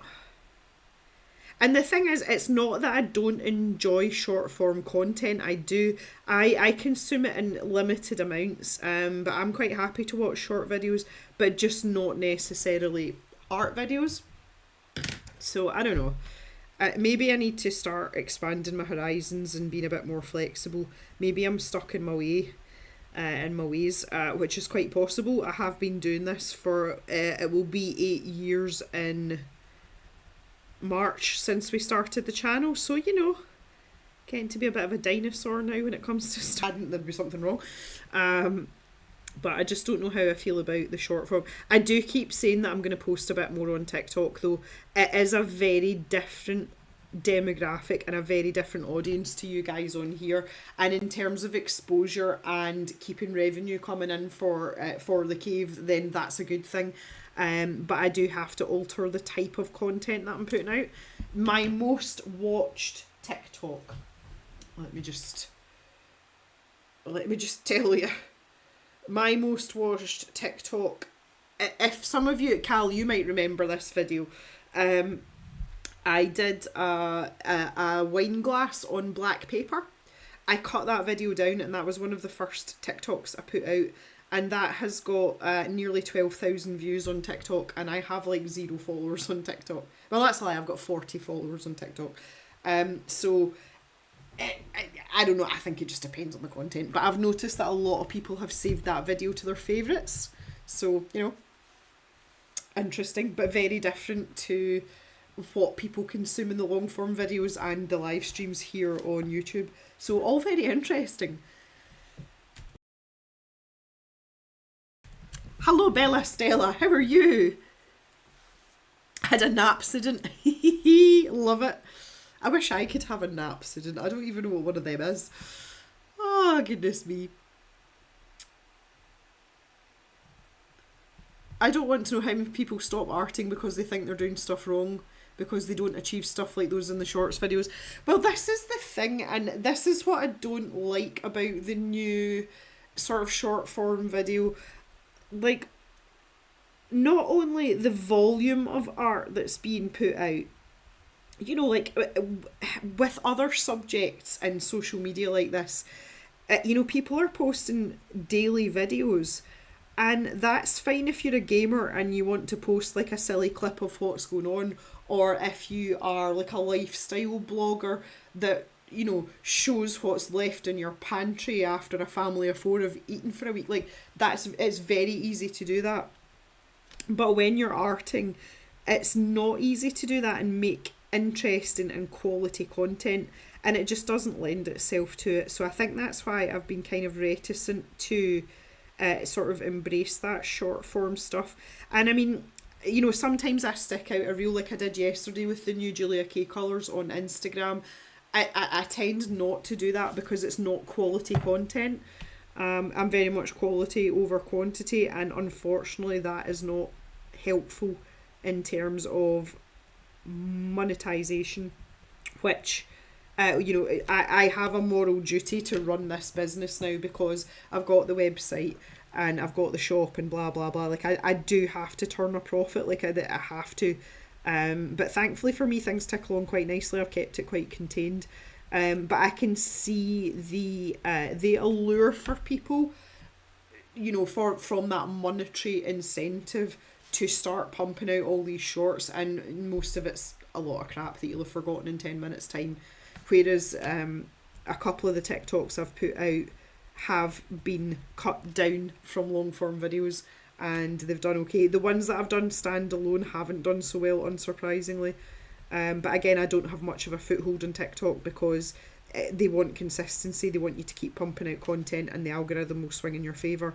So, you know, I'm not being a slave to algorithms. That's not why I started doing this, and I'm not losing sight of why I started doing this. And if it means I'm not that, you know, successful or popular and I don't have the 60 gajillion followers, then so be it, because that's not why I started this, and I am staying true to myself. And if you guys want to come along for the ride, clearly you do because you're here, then that is exactly the way I would like to keep things.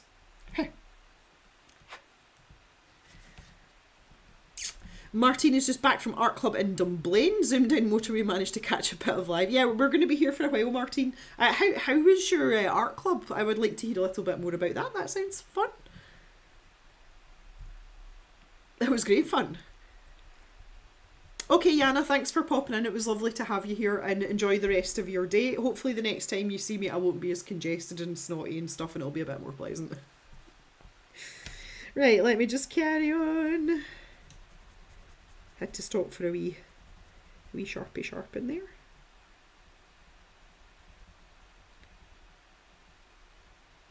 I'm really glad we made this decision with the background. I think this was a good choice, everyone.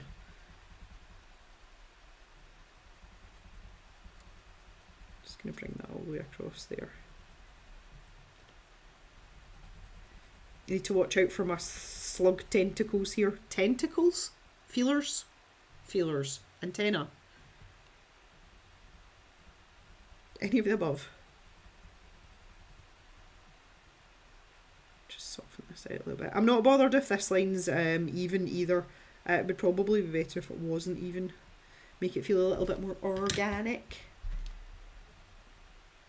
Let's get that smashed in.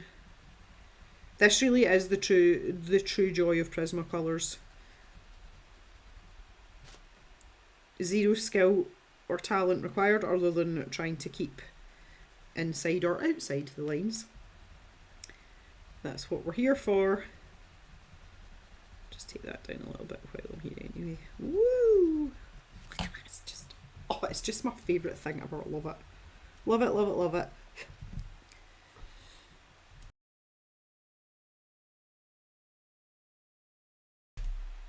Drawing tomatoes. Ooh. Orange and apple slices, because one of our group complained last week's pirate-inspired still life was too difficult. From pirates to produce. Oh, that's funny. Okay, I like it, I like it. I approve. Gem approves. Oh, that sounds like really good fun. I wish we had something like that where I am. Unfortunately for me, I've talked about this before in the general area where I live. The average age is like 100. So I'm sure there's plenty of classes and, you know, community stuff, but literally everyone's going to be a pensioner and most of them are going to be quite posh. And I don't really see myself fitting in with that. Plus, as well, I don't really like people, so, you know, there's that. It's his back to the running club argument. Running club was great for my performance. It was great for my running times, but I absolutely hated it because I had to talk to people. I was like, stop talking. Like, if you stop talking, you can run faster. Why are you all talking? But a lot of it was for the social aspect. Just not for me, though. I was like, I run faster. But what happened was that there was a couple of gentlemen in that running club in particular who were very, very nice, and they really looked after me. They were lovely gentlemen. I ended up running with them, and they were like training for serious races. So I was probably running like way past any pace I should be running. But I wasn't talking. They were having a conversation, but I was like just trying to keep up with them. And that actually worked in my favour, and I quite liked that. And they also never found out that I'm a person that talks too much because I was always too out of breath trying to keep up with them. So they didn't know I was a chatty chatterson, which was quite nice as well. But yeah, I was about to say fun times, but it really wasn't.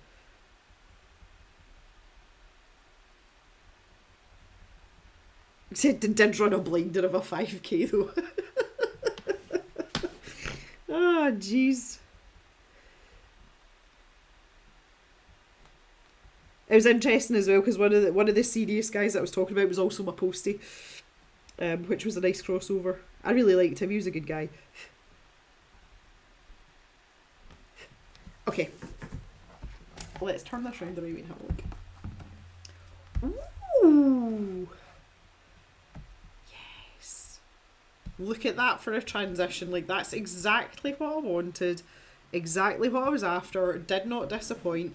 I've got a wee bit of the black to touch up there, but what I didn't want was this huge disparity between the Posca and the pencil. And that lighter area, you can see that's just the wax reflecting in the light. If I tilt it, you can see it looks pretty good.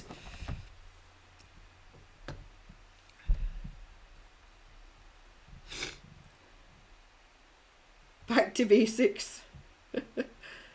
Cal says, that happened at my writing group. Imagine being the only one that showed up with varying content, not gardening themed everything.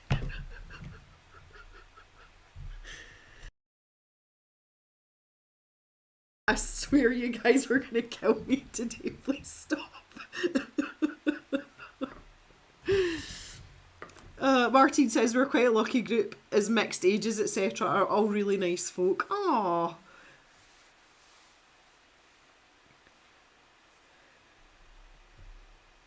Okay, everyone's happy with the transition. I'm really glad. I'm really glad. If I'd thought a bit more, I could have maybe brought it down a bit more at the sides. But do you know what? Quite happy. There's going to be a lot going on here, so I suppose we just might keep it simple. Okay, so I'm going to leave this just now. It's now 4:25. So not that that matters particularly. But for the next time, so for next Wednesday, I will finish the black in here and finish the teal all the way down. Just before we leave this, I want to show you the watercolour ground. because I'm pretty sure some of you may not have witnessed this before. So the idea behind this is basically you can paint this on anything, and it means you can paint in watercolour over the top of it. It gives the whatever surface is a little bit of tooth. So it means you can paint on bits of wood or, you know, whatever you've found. It's pretty neat stuff. I quite like it. I'm going to need a really small paintbrush. This is really going to test my brush skills. This will be interesting. Let me just grab... so I'm going for the trusty old sea white. I've got a number 4 here, that'll do. It's got a nice pointy point on it. I'm just going to get myself a little bit of water. Water.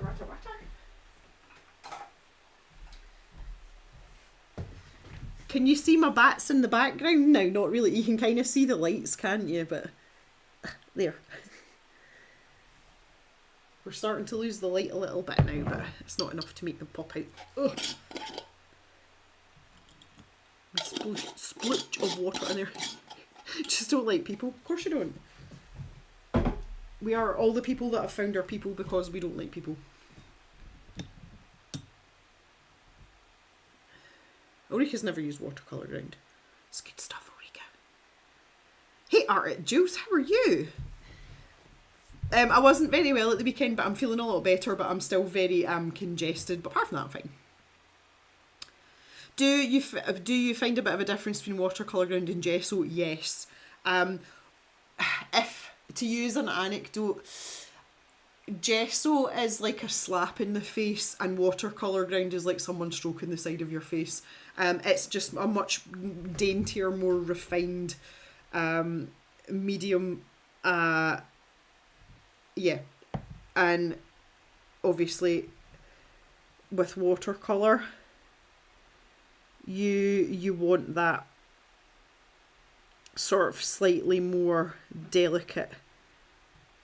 You know, you don't want it to be like sandpaper.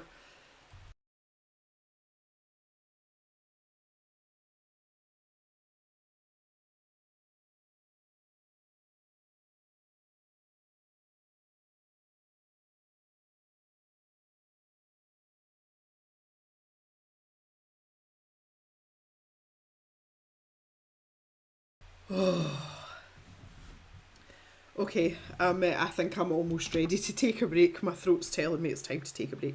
Yeah, I just feel that watercolour ground's a lot more refined. With this, I will have to layer it up, but that's okay. But I just wanted you to see it. It gives a very delicate tooth, whereas I feel like gesso can be quite rough.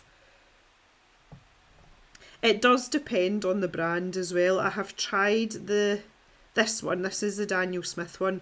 The Schminke one's really good as well. I can't remember which one it is. One or the two of them, it's like 72 hours drying time though that you're supposed to leave. I'm pretty sure it's the Schminke one that you've got to leave. I can't remember. Anywho. Yeah. So, but it's totally worth it, like 100%. Ooh, I think I'm going to have to put my overhead light on as well. I've just realised that the autofocus is on. That's... Oh, I got a bit overexcited there. The autofocus is going to make you cross your eyes. Okay, Jan, best of luck tonight. Congratulations, and you can tell us all about it tomorrow. If you wanted to do a base for soft pastels, is watercolour ground or gesso better? You get a pastel ground, Martine. I don't know anything about it, but I know that it exists. Art Jules, just about to look at day 1 of Inktober and start this year's storybook. That's exciting. Oh.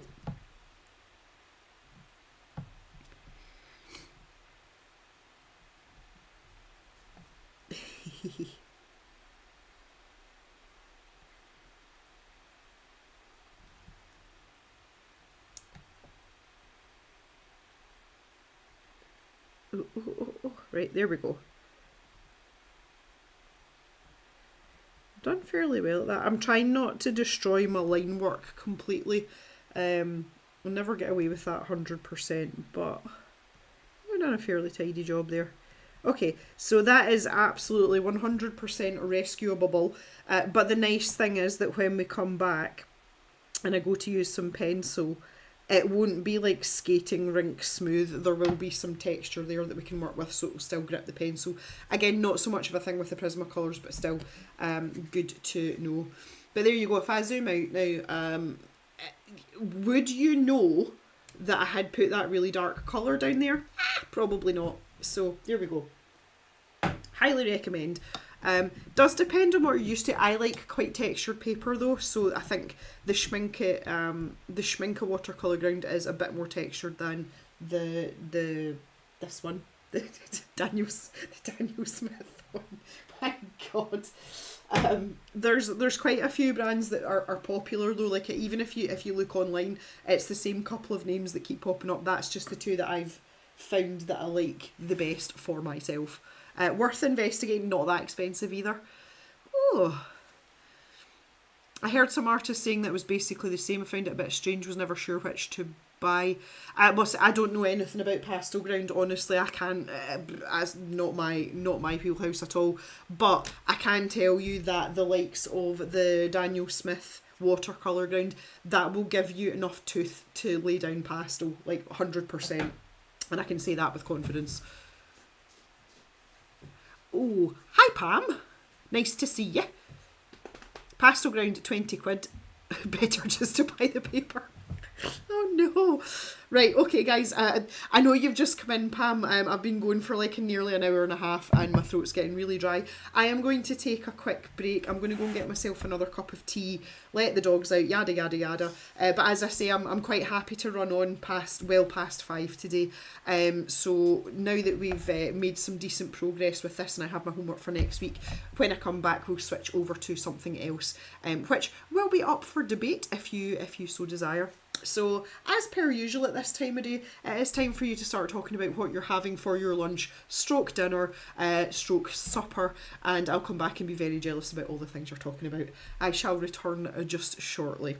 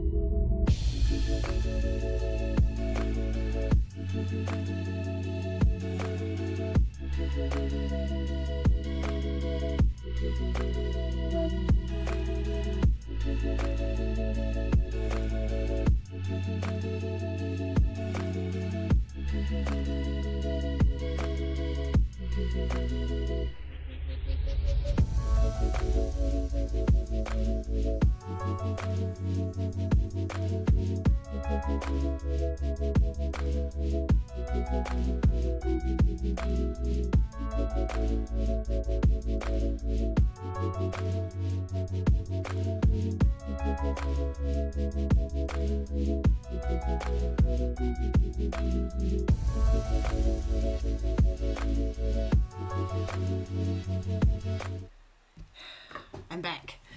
I see the conversation about beef olives, which is a very Scottish thing. Or is it a Scottish thing or is it just a UK thing? I'm not sure. Beef olives are amazing though. I haven't had that in a long time. Just looked up a recipe and I want that for breakfast. It looks nothing like an olive. Yeah, I don't know. I'm loving all the food chat.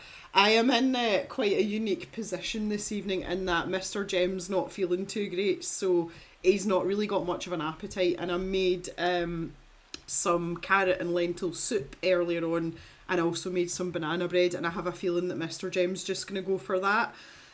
So basically I can have whatever the heck I want to eat tonight. I haven't planned anything, and that's the thing. Normally, because we're both at home all the time, I have, everything meticulously planned out. I have a menu for the week, although it's not necessarily in set days, but I have 7 dinners that can be made over the course of the week. And that's basically kind of like out the window just now. So I don't actually know what I'm going to do. Something that I've always got on standby though is I've always got a bag of frozen stir-fry vegetables, and some just the packet stir-fry sauces. So if there's nothing going on or Mr. Jem's working really late, I can just bung some of that out in a walk and, have at it kind of thing. So I might go down that route tonight. I've only started to get my appetite back like yesterday, but see now, like I want to eat. Like I really do want to eat. So I might please myself. However, I'll wait and see how I feel. I'm not particularly hungry at this moment. So I may just go down the soup and banana bread route myself. We'll wait and see. We shall see. Okay. Right. Okay. So basically now we need to have a bit of a chat, guys. Back in the old sketchbook again, so we're fairly getting through the pages now. I want to go back to, I think I'm going to have to put this overhead light on because we're starting to lose the light outside. Let me just see how this looks, guys. Oh, there we go. That's a bit better, isn't it? Yeah, so one of the things that I want to do is I want to keep working on the Cave Community sticker set, because I am now at the stage where it's into October. I've only got one commission slot left for Christmas and I have other projects to be on with, and I really, really want this sticker set out for Christmas. And I know it's really niche because it's only going to be literally a handful of people that are going to buy these sticker packs, but it's kind of like a little sort of labour of love at this point. So what I want to discuss with you is there's 4 stickers in the set. So we've got our Hillbilly Internet sticker, which you haven't seen much of yet. That's not quite finished. The Pointy Point sticker is done and the Light Source sticker is done. So that leaves the Pink Udder Hands sticker. And I have thought nothing about the design. What I will say though was I looked into copyright for emojis and stuff, and it's a little bit of a grey area, so I can't just lift the Pink Udder Hand from YouTube and copy it like that. That's a bit dodgy. So what I want to do is first of all grab my pencil that I've chucked away to the side haphazardly. There it is. And Black Rose definitely wants a sticker pack. Well, that's good. I'm glad to hear it. Yeah, so what I was thinking, because most of these are text based apart from the Hillbilly Internet sticker, so I was thinking about having, let me start in this corner, so let's go for a roughly rectangular shape. So have the word pink there and then have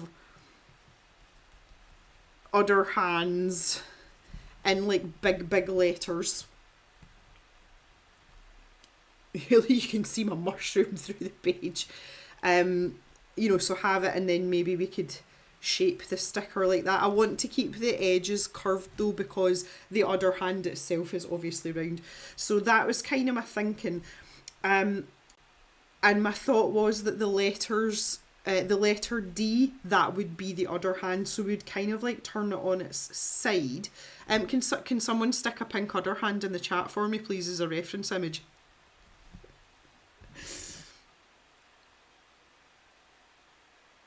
Two who sat in their bums with the other hand. That might make a nice separate sticker though. I don't see why not. Thank you, Black Rose. Thank you, Cal. Thank you, Ulrika.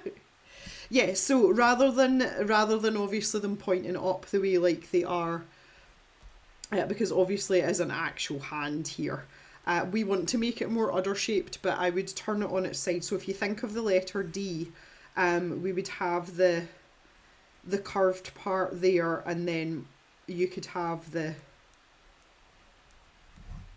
like that, so you're still keeping a rough D shape, if you see what I'm saying. Does that make sense?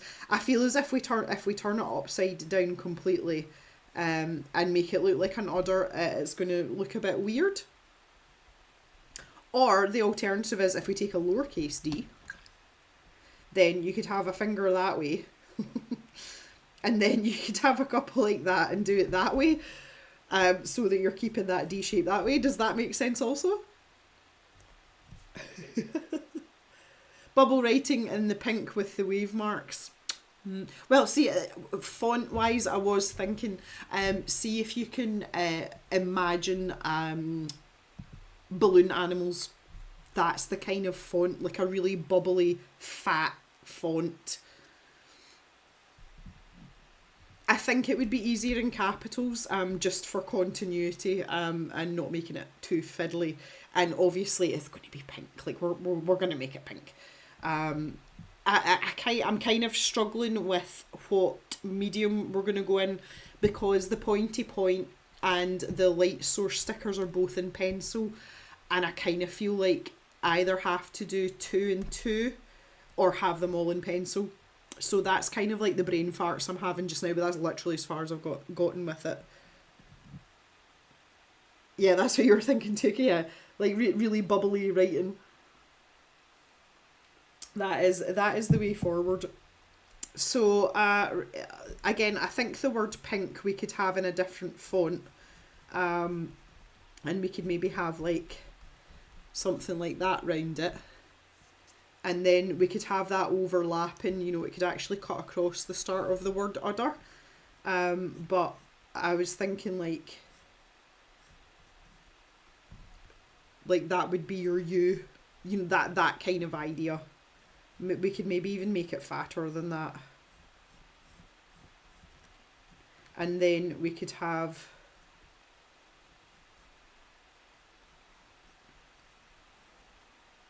how many fingers have we? Oh, we do have a full set of fingers.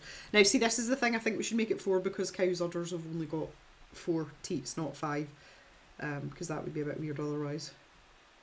So do we overlap those? I don't know. I'm not sure. This is why we're brain farting this out just now. See, they look a bit like E's though. We could make these, someone suggests a different colour of pink. They could be like a really dark pink, and then the rest of the writing could be like a paler pink.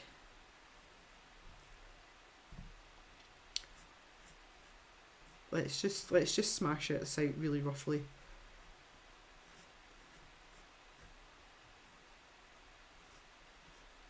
Oh. Oh, oh. And then that would be another hand.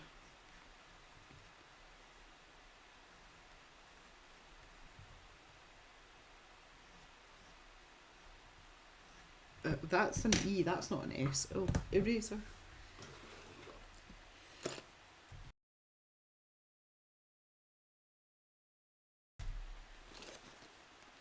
What if you take the underhand hand and balloonize that? The underhand hand? Like the underhand? Maybe if the sticker was the hand udder shape. Ooh! Oh, well, yeah, maybe. I like your thinking. I don't know how well that'll translate.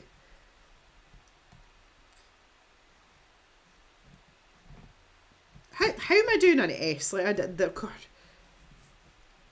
This is clearly going to take practice. That way? Does that look like an S? Not really. Look at him, it just looks like a little worm. Oh no. I made myself laugh now. Good grief. Oh. What about pink Frisian pattern using the different pinks? Pink Frisian pattern where though, Martine?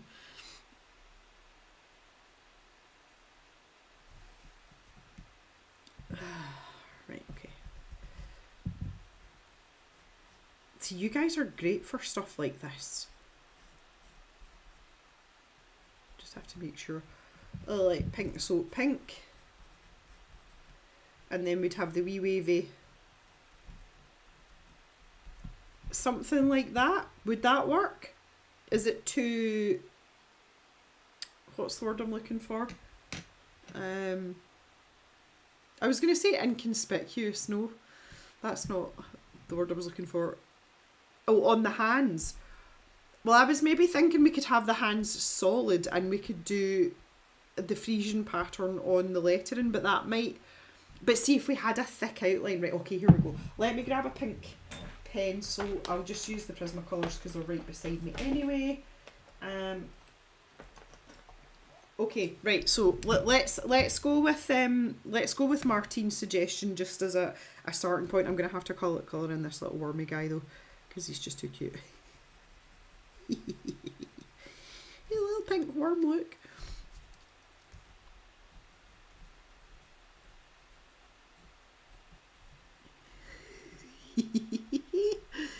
Oh.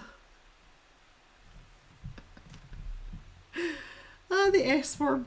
Oh, right, okay. Yeah, so my thinking was we would have offensively pink other hands, like they are on the thingamadiddler, on Tinterwebs. Prismacolors are really serving us well today. Yeah, so have them like really, really bright, and then we could have a Frisian pattern in like a paler pink. So we could do that. Now I know that seems quite busy, but we would make sure we have a lot of negative space. We'd keep a fair bit of white. And then, bear with me, just bear with me here. So pretend that this is a really pretty spotty cow pattern. This pattern is not limited to Frisians, by the way. If you want to start getting into cow breeds, we have shorthorns. Ours are beef shorthorns; they're not dairy shorthorns. But they have a similar pattern in brown. And also Ayrshire cows as well have a similar pattern. Ayrshire being where I'm from. Original little dinky dairy cows. So then you'd have your udder here. Oh my goodness, I don't know what happened there. What colour is this? Not processed red. I don't know, Daria's not here anymore. I think she's probably one of the only people apart from Cal that would get that joke. And then we would do that, right? So we would have this spotty pattern, but what I would then do was I would take like a thick black outline so that everything really, really stands out. I think this pen's probably past its best. Yeah, right, that's no use to me. Hang on, bear with me. An 03 Pigma Micron, no. Aha. And then what we would do is we'd have like a really thick black outline so we could really get the overlap shown. And black and pink are two colours that just work. So we wouldn't outline the patterned areas. You know, they would just be in the colour that they're in, but the letters would be outlined so that would be really obvious that was what, you know, what you're supposed to read kind of thing.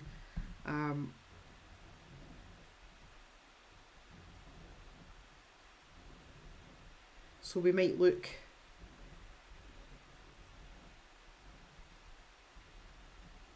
Obviously I would refine the udder itself and the letters. I'm just trying to give you... That looks like Hanes. They look like E's. This is my problem with this.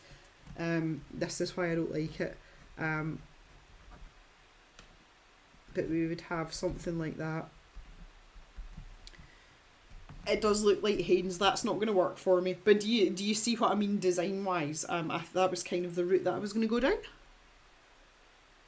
What if the udders the udders were on the U and the S instead?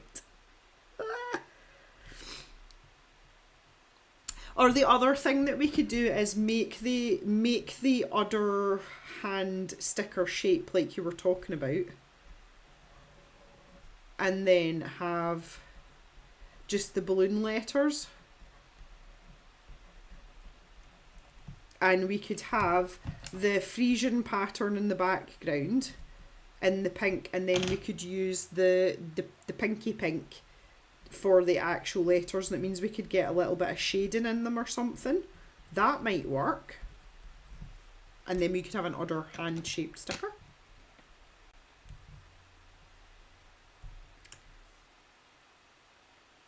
I like design with the thick outline. Yeah, well, I think we could still do that though. That's yeah, that might work.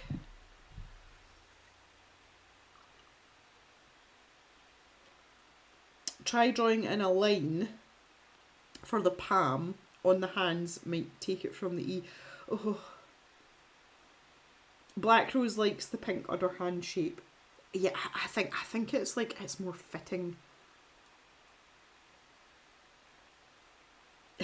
Hickey Mouse. I'm assuming you mean Mickey Mouse. Something similar to Mickey Mouse hand where it has the line of the palm. Yeah. I'm thinking we basically need to smash these two together, honestly. I do like the black ink option though. Because what I would do is for the actual sticker cutout, I would have a black outline like this, and then the cut line would be, you know, there would be a white border around it, so you would actually see the shape of the udder hand for the actual sticker. So the cut line would be like there. And that means we could go to town with our this carry on. I kind of like that idea too. Whoa!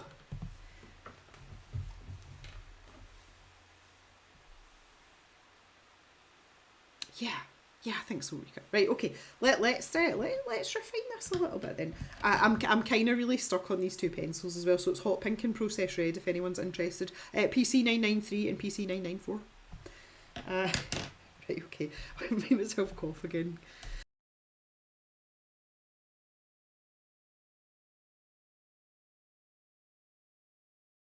What's the saying? People use only a fool laughs at their own jokes. Listen to me, I'm so wheezy. Right, okay, so I think what we need to do is, first things first, we need to refine the udder hand shape, like for the actual sticker shape.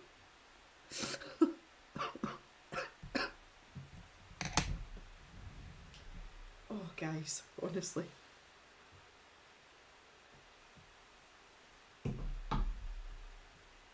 Oh, boy. Let me take this wee space here. So I think a good place to start is to draw a circle, which we're quite good at this now. She bloody hope so after 7 years. A roughly circular shape, and then we're only going to have 4 digits, so we have to kind of make the most of that.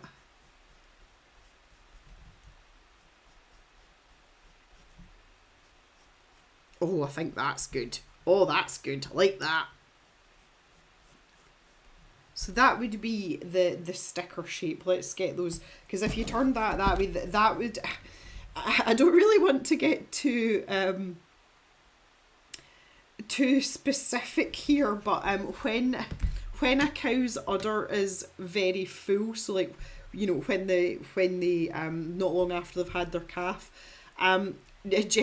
generally before they have their calves, their bags are quite deflated, and that's what we call them. Their udder, we just call it the bag. It's their bag, and it's quite sort of deflated. And if they're older, it can be quite sort of saggy, and their teats just kind of like hang down and like like flap about a little bit.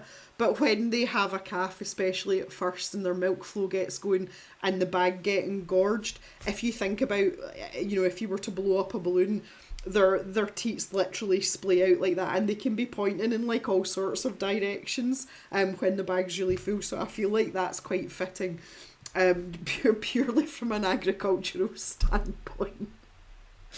Oh, this is ridiculous. I did with the sound effects, I can't help it, it's just part of it. Oh god. But yes, they can, like, you know, like in all different directions. So I think I really like this as a shape. I'm kind of thinking though that maybe for the purposes of the lettering, maybe we should have it in this orientation so that it does actually look like an udder. I don't know what y'all think about that. I can't.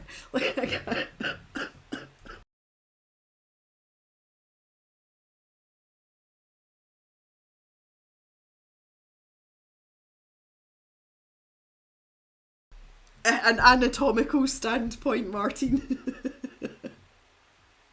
Oh my word. Oh, this is hilarious. Yeah, I think that the sticker should be shaped that way. Oh lordy. Right, okay. You do realise now that when my cows start to calve in the spring, I'm going to have to take pictures and then show you them all just to prove my point. Yeah, the hanging down orientation. Okay, right, good. I'm glad someone agrees with me. Oh, jeez. Right, okay. So if we do that, let's just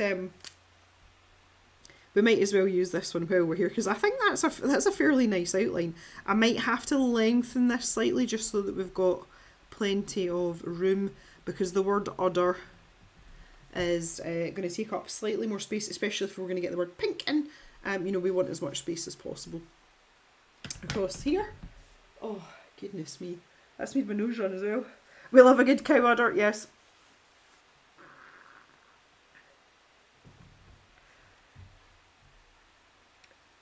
Art at Jules. See if you hang fire until Friday. I don't want to ruin the surprise, but watch Friday's video.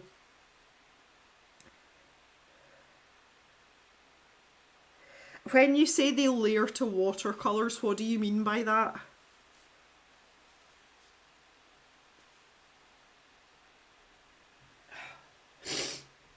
Sorry guys, I know you don't want to listen to me and my bodily fluids.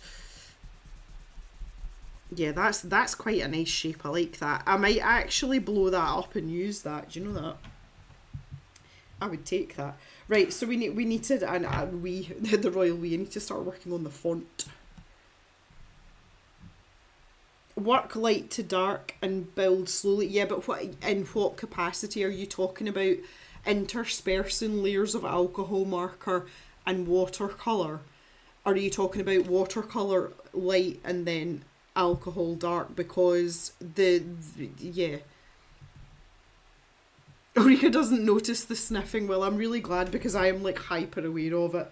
But it's something that I can't stand. I hate people sniffing. Okay, right. So I think I might have to find some sort of reference font for this. The bubble font, is that a good? Oh, bubble tea is the first thing that comes up.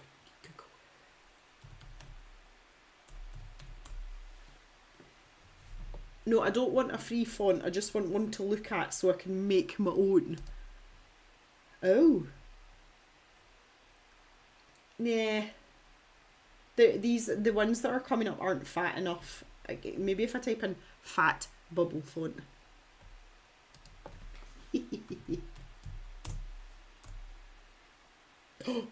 Yes. Yes. Okay. Yes. Yes. Yes. Yes.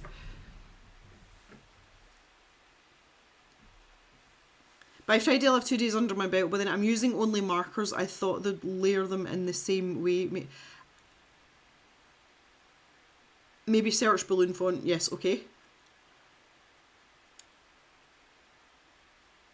Yeah, right, okay, right, okay. I don't think I was quite following what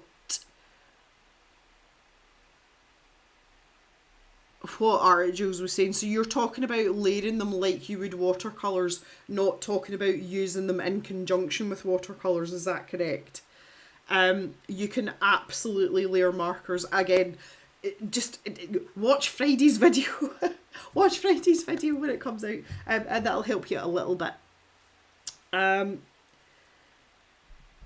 Yeah, okay. I'm sorry. I didn't. That's my bad. I wasn't catching on to what you were getting at. That is my fault entirely. Yeah, you can layer alcohol markers, very much so, very much so. In fact, it's a hobby of mine. Not that I use alcohol markers very often. Yeah, you can. Right. So, images, please. I don't want to buy any.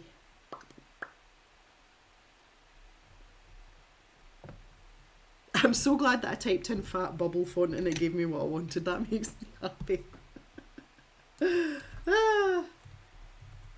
I'm just going to go with balloon font just to see if there's much difference.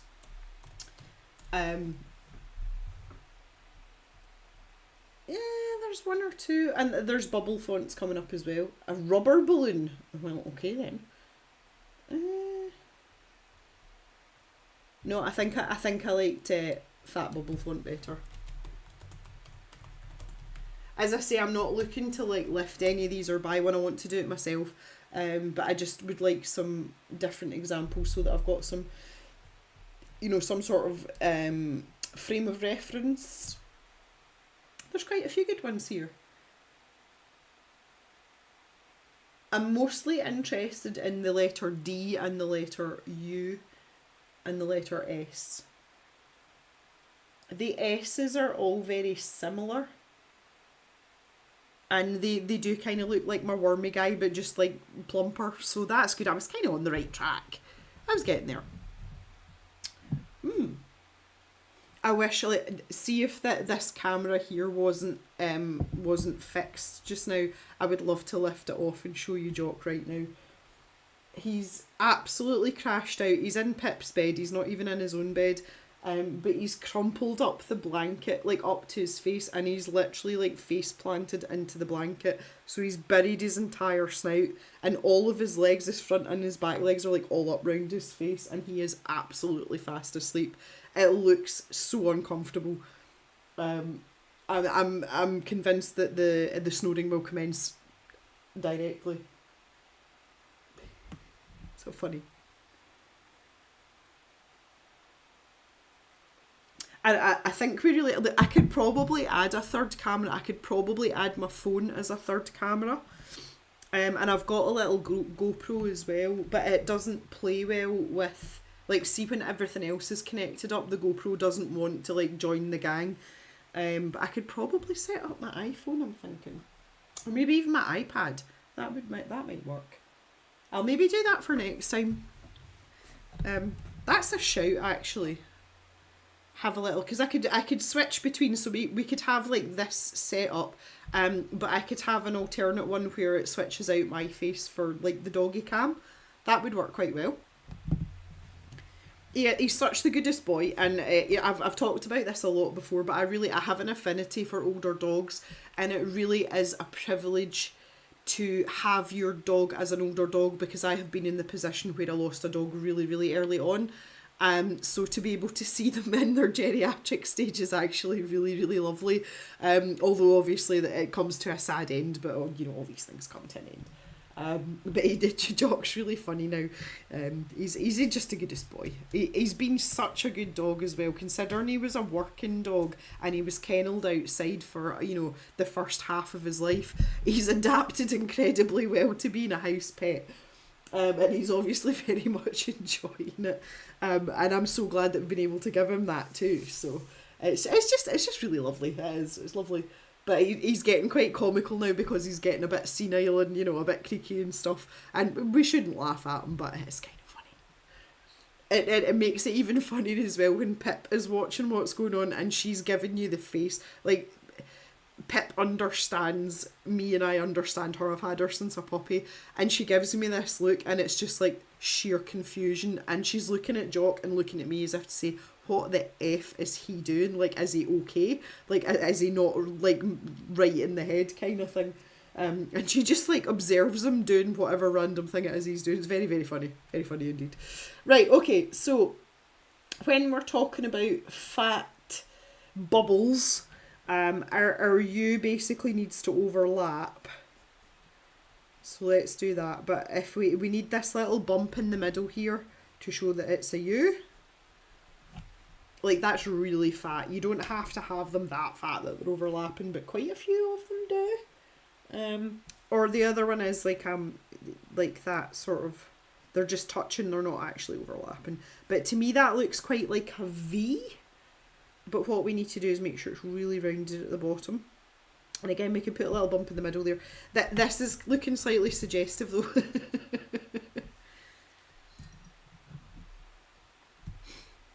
April's dog Bug had started going grey in her muzzle by the time. Oh, Jock has lost nearly all of it. Like, he's a tricolour collie, so he's black, white, and tan. And his tan bits are almost completely gone. When I was, I'm sure I mentioned this before actually, I was looking through pictures of Mum. Dad and I are putting together like a memorial booklet because there was no funeral, there was no order of service. So we're putting together a booklet of like stupid things like Mum's handwriting and pictures of her and like funny stories about her. So when I was looking for those photos, I came across the photograph of Jock the day that we got him, which was 2012. 2000? No. No, he was born in 2012. Yeah, 2014 we got him. And it was only when I looked at that photo and I saw how like tan his tan patches are, because he's got little bits on his cheeks and inside his ears. And I realised like how faded they are now and how grey he is. He's not got very much tan left at all, bless him. He's actually very, very grey. But Pip's going grey really early as well. She's got a lot of grey up her face, which is black, but also around her bum as well. She's got loads of grey hairs coming in and she's only 7, so I think that's quite funny too. His sticker's going to be bad if you're dirty-minded.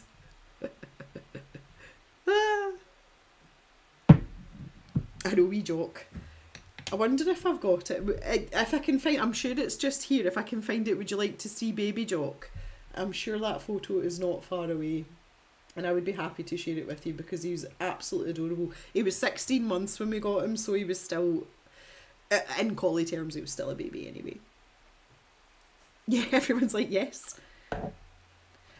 Jock was James's... Oh, hi Katara, how are you doing? Yeah, baby Jock, that was, we've had, how many working dogs have we had? I had Mist and then Pip. And Mr. Jem had, he had a dog called Moss before. Moss was also a tricolour, but he had blue eyes. And then we got Jock after Moss, so we've had 2 of each. But you just know it's your dog. It's just your dog. Nah, that is a silly question. Katara's playing hooky. Well, it's nice to have you. Yeah, we're kind of like rumbling on a bit. We were a bit late getting started and I'm not pressed for time. I'm just going to have a quick look for this picture to see if I can find... I'm sure it wasn't... I do have a lot of pictures kicking about just now though. Let me just have a wee quick look. See what I can find. I do have a really funny video of Pip when she was a tiny puppy. Like when she was a weeny puppy.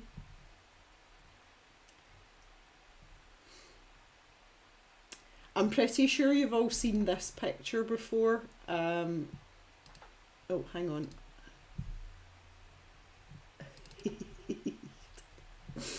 Right, let me just see if I can...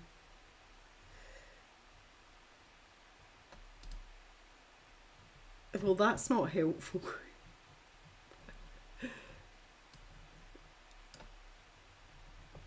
Oh, hang on a wee second. I was going to share my screen, but it's not. It's given me this weird corner. I thought I had this set up too. Oh my goodness. This is getting a bit exotic. That's the oh goodness me, right, it's not letting me do it for some reason. That's annoying. Right, okay, hang on then.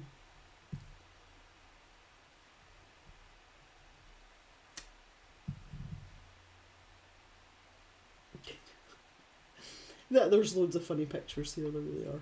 Right, let me just I can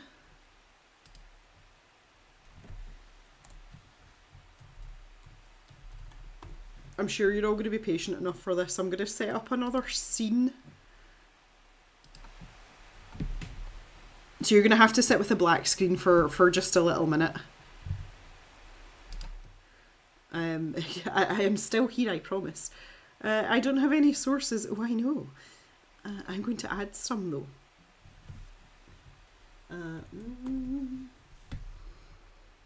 I don't really have like a separate scene set up for screen share because just like purely on a privacy basis, if I was to hit it by accident, I don't really want to show my desktop, etc. So it's not something that I have set up. Right, okay. So that's not very helpful right now either. This is Moss. So this was Jock's predecessor, who was a tricolour with blue eyes. But look how blue his eyes are. They're ridiculous. Let me just see if I can scale this down a little bit. Oh. He was an absolute doofus, this dog. Great working dog. There he is. Look at him. He's so handsome. Great working dog, but absolute doofus of the highest order. Like, this dog was just... This was the dog that drank formalin out the foot bath. He just wasn't very clever at all, but he was a very, very handsome boy. Like, he was a very lovely boy. So that was the dog that we had before Jock, and that was Mr. Jem's working dog. Let me just see what else I've got here.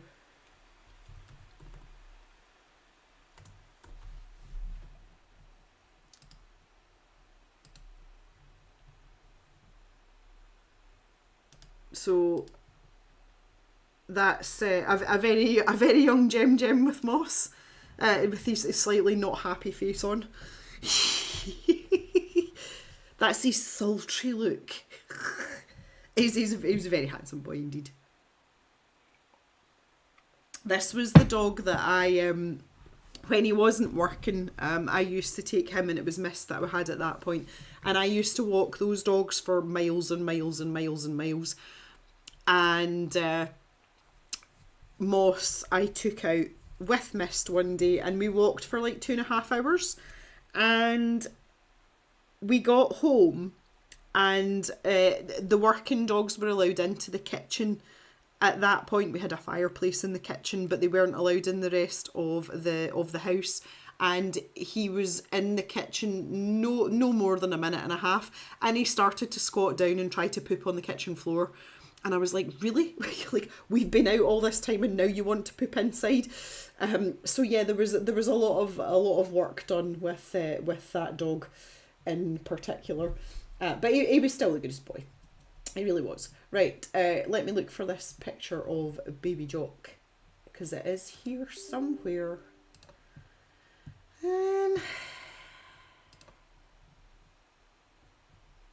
Just bear with me a wee minute, guys. I'm sure you're quite happy looking at me and Moss there. He was quite a happy boy though. I am using OBS, Elise.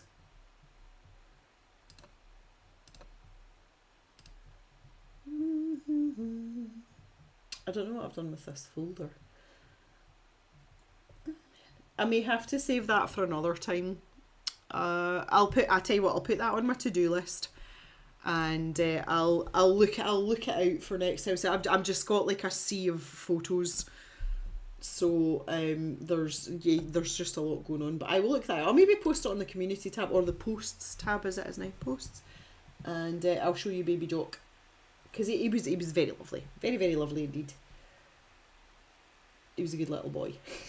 I mean, he's still a good little boy. He's just like a much older boy now. Right, anyway, let's get back to what we were doing. So, just like off on a wee tangent there. I need to pull back up my fat bubble letters. There we go. Yeah, so our you might look something like this, so I'm not entirely convinced about that at all. And well, these are pretty straightforward. I think we should have a wee bit of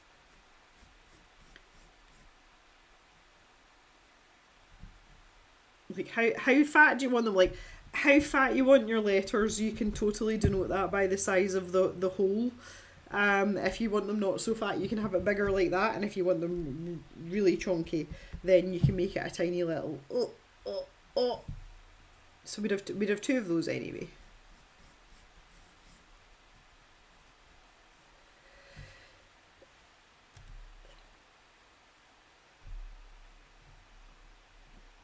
Hang on.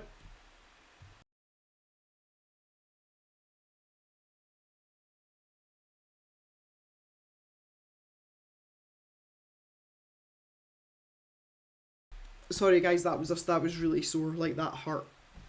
I like the other hands, but yeah, we've kind of already been through that, Katara. I know you're kind of late to the party. We're going to have this as the sticker shape, but it's going to be in this orientation, and then the lettering's going to go that way. That's kind of what we're on for now. We're just practicing our fonts now. The trapdoor font, oh Cal, oh my goodness, I love trapdoor. Someone else was talking about that. It doesn't seem to be something that's widely watched. It's available on, it might be Netflix. If you haven't watched Trapdoor, it's like a plasticine, like stop motion cartoon that was in the UK in the 80s, and I think there was only like 2 seasons of it. But the theme tune is peak, and I absolutely love it. Minnie bought the DVD for Mike one year. Yes. Oh, so good, so good. If you're outside the UK, please go and find it. It is so worth it. It is so worth it. Right, okay, so let's take a look at our letter E. I think I was more or less there with the letter E anyway. We could maybe make it a bit more uniform in that. Make sure the middle part's smaller. Yeah, that's much better than this one up here. And then the R, it can be as plump as it likes, can't it? That almost looks like little teats as well. And then, oh, that now, you can't mistake that for any other word. That definitely says udder. Ulrika's got a trapdoor t-shirt. He also had a stuffy of Bert back. Oh, so good. I might have to watch some Trapdoor tonight. That's something, do you know what's just popped into my head, and it's something that I really want to do now? I would love to do, the R looks like a bunny. It looks like a bunny? Black Rose, I think it was translated into German. I would love to watch Trapdoor in German. I'm so gonna have to find that. Stop making me laugh. They are so bad, guys.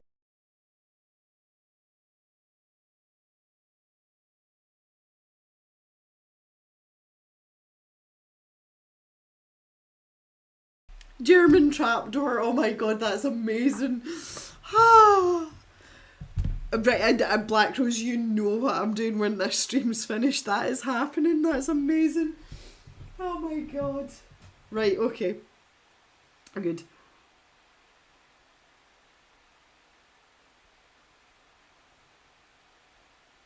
Oh.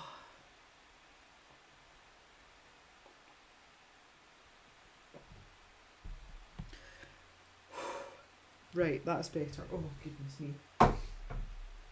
All this excitement's too much for my immune system today. I'm not quite there yet. Right, okay.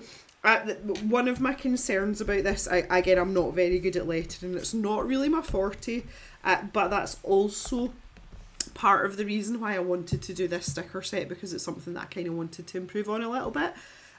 You can't read that and not read the word udder, so that's a win in my book. So let's try. I do think we need a little bit of separation for the... Oh, here we go again. Oh no, I'm so wheezy, it's ridiculous.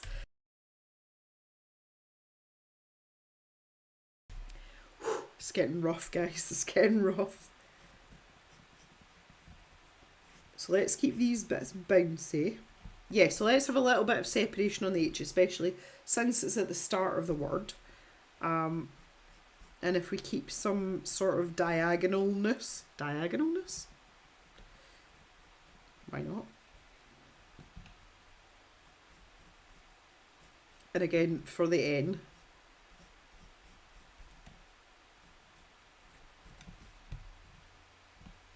Well, this isn't going terribly.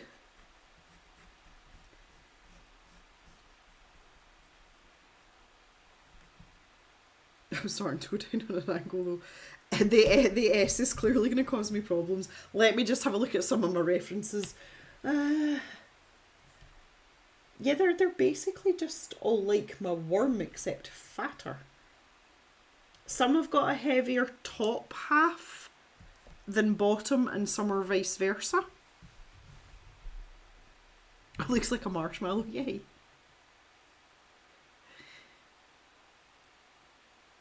Would it pop more if only the word udder was a bubble? Maybe. The guitar wants to squish it. Well, that's good. I think that's a good indicator that we're headed in the right direction. So again, bear in mind, guys, like this is very much the sort of initial process, and I think it's so important to share this, because when you see all these shorts that we were talking about earlier, and you see all these YouTube videos that have been edited, like all of this is missing, and it's really important, especially if you're trying to try new things or if you're trying to improve your skill set. It's important to know that these steps totally exist, and it's a much longer process, and there's a lot more steps than people are led to believe. You know, it's one of those things. Artsy says she heard someone say that marshmallows are good for a cough. She gives the kids so they can sleep at night. Apparently it coats the throat. Oh, I would love to get... I don't think I can get a hold of marshmallows at this. It was only 5:30. Oh, maybe. I don't know if I'm willing to trek into like the nearest town to a supermarket just to see if I can find marshmallows. Ulrika says seeing the process really helps, especially how long things actually take. Yes. The trust the process. You have to go through the process to be able to trust the process. Like that's a total thing for me, and I hate how procured things are on social media, especially when it comes to art. Like, so you see all these really talented artists, especially ones that do like big epic oil paintings, and they cut to like 4 or 5 steps and say, oh, I've been a professional artist for 10 years. What they don't tell you is they practiced art for 20 years before that, and that oil painting took them a total painting time of like 60 hours, and they had to let layers dry in between. But they also did thumbnail sketches and went out on safari and took photographs of 65,000 elephants before they started the paint. You know, like all that stuff is missed out, and that's like one of the main reasons, again, going back to what I was saying earlier about being true to doing what I do here. I'm not doing it for popularity. I only want to make enough money to keep things going and maybe have a bit of pocket money. But all this stuff, like this is all missing from so much of social media, and it skews people's view. It's no different to these influencers that you see that always use filters. It's the same thing. It's cut and edited to be aesthetically pleasing, but it is not representative of the steps that have been taken to get to that point. So I'm off on a bit of a rant here, but I feel really strongly about this. And I will continue to do this. And as long as I have some sort of audience, I will keep doing it because I think it's really, really important. And I don't consider myself to be really experienced or really talented, but I like to be creative, and I find that the more I brain fart things out, the better things get. And having people to bounce things off, live streams, so you guys make a lot of decisions for me. Like, you take a lot of the responsibility away from me. And it's great because we always come out with something really cool. Or whether it's funny or cute or whatever. Anything that I have put out as a print product or a commission, there's nothing that I can say I'm ashamed of. So, go figure.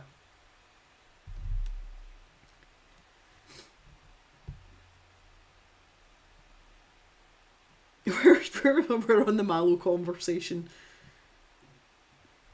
It reminds me a bit of some of the artful tutorials. Step 1, pop this colour in. Step 2, you're done. That's why I like when Nerdforge does their big artworks, they show the process, even have a clock to give it time context. Well, that's quite often in videos I'll mention how long like a step's taken me, especially if I've edited it out or done it off camera.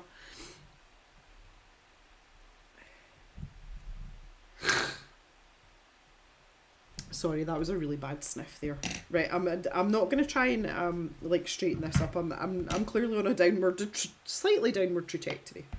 Maybe I can fix this. Come on, Gem, you can do better. You're better than this, Gem. So if we put that up there and then have it, that's helped a little bit. Right, I'm procrastinating over this S. I don't know whether to weight it on the top or the bottom. I've got like a dozen fonts in front of me, and all of them it's either one or the other. It's not equal, like the S is not equal on the top and the bottom, which kind of makes sense, but I just have to decide. I feel like it should be weighted on the bottom. So, like, not as fat on the top, maybe? And then fat bottom, like as in girls. Many of you will also get that reference. So something like that. It's legible, which was my first concern. Obviously when I do the actual sticker it'll have like proper guidelines and everything, but I'm not mad about that at all. I am not mad about that. I think I'm going to skip out that little middle line there. I think that looks slightly less rude.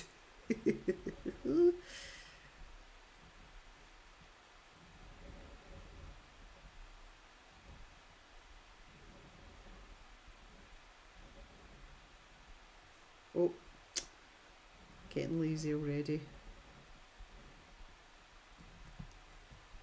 I've done it there as well. Like, whoa. Can you tell that lettering isn't my thing?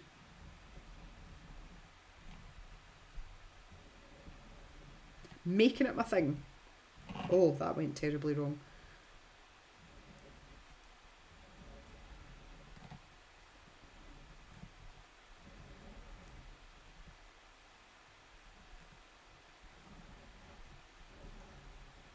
Oh, got a bit overexcited there.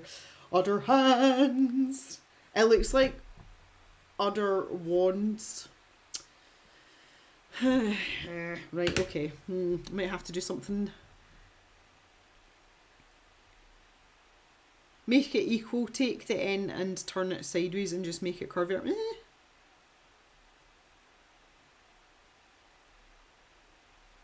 It's slightly less like camel. Okay, yep. Yeah,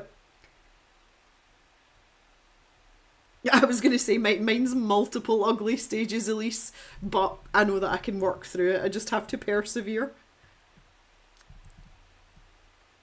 Maybe a smaller gap in the H for the across bit. It does look like wands, doesn't it? that it needs more of a gap, like or more of an equal gap.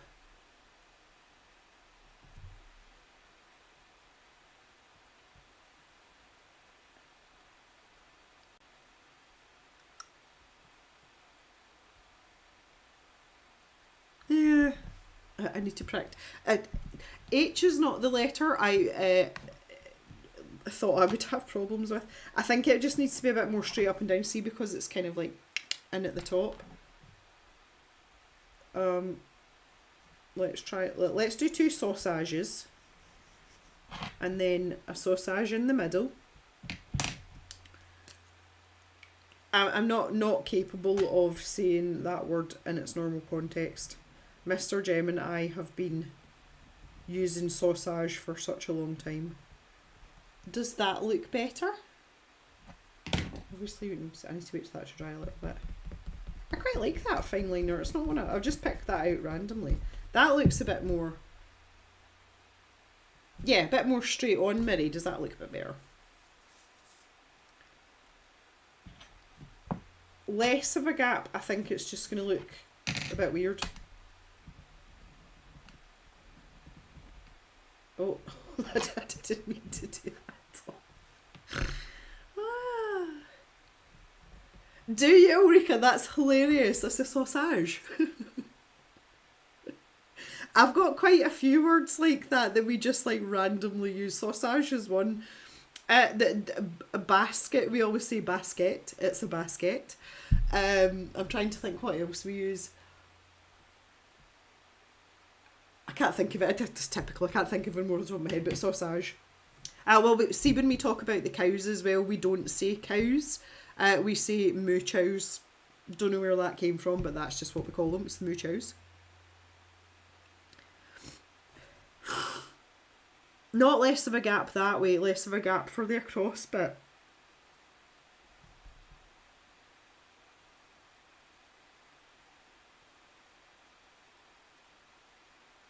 Less of a gap for the, I don't, like, yeah, but if I do, like, I can't get much of a less of a gap than that. Like, that's the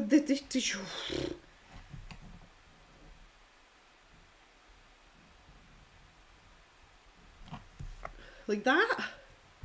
And I'm quite happy with that one, to be honest, as long as it's straight up and down. Oh, this sauvage. That's the, yeah, I know, no, sauvage. Sauvage. Not between the two sides, Miri, you're not. Oh, you mean that way. Make that thinner. I don't quite like that, the way it is. If you make that thinner, though, you're taking away from the fatness of the font. Would be my concern. Yes, I'm sorry. Like, I'm having real trouble, like, comprehending what people are saying. I don't know. Oh, yeah, no, I feel like like, if it's going to be fat, everything needs to be fat. Like, in proportion fat. Right, let me try that again. Let me do a better job of this. So you're saying make that skinnier. Okay. Let's try. I'm always up for trying. That's a lot skinnier. More of a way to stop at having the W feel with the bottom bits being slopey. Well, the thing is, though, with this one, the bottom bits... Oh, you mean this bit being slopey? Well, that's always going to be slopey. I think my mistake here was just because I'd... You know. I know what I mean.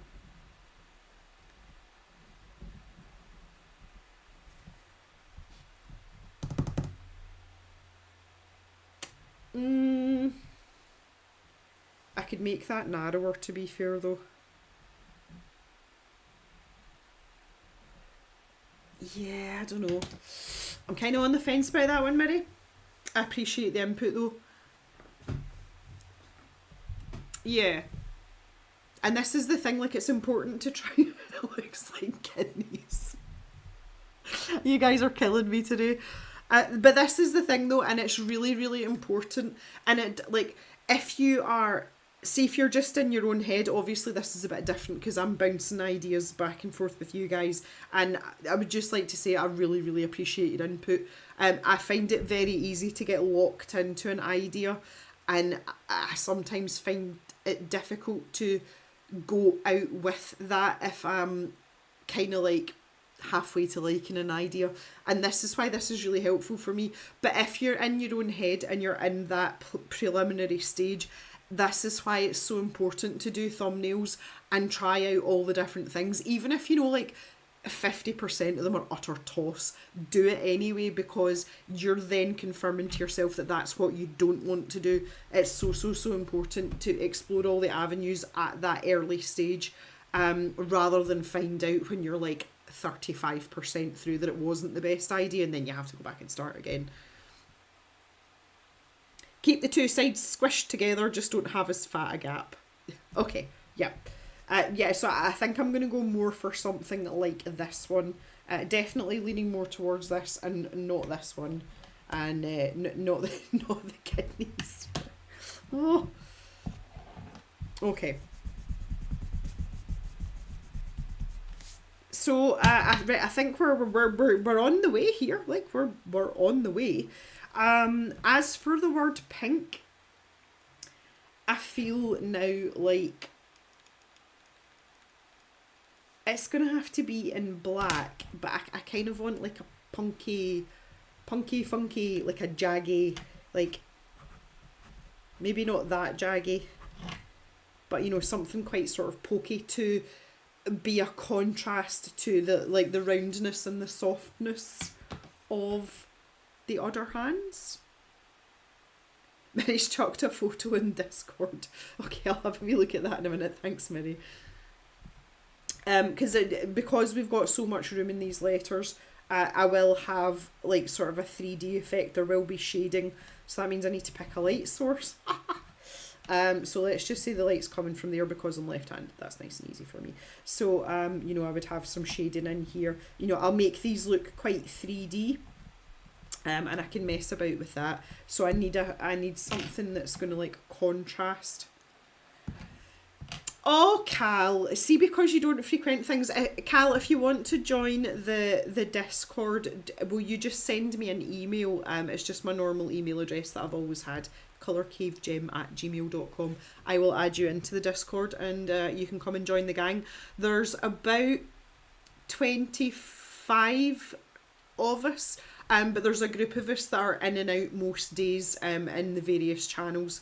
There's always someone kicking about to have a chat with. Yeah, just drop me an email and I will invite you into the Discord. You would be more than welcome. We have a really good, of course, Katara.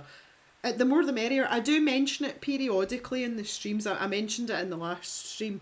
Anybody can come and join. We originally started it as a perk for the memberships, and if you remember when unfortunately when I lost my my friend, it was just something I couldn't continue with. There was perks there that I didn't have the time and the energy to do, but the Discord has been left running just the way it is, so you're more than welcome to come and join us.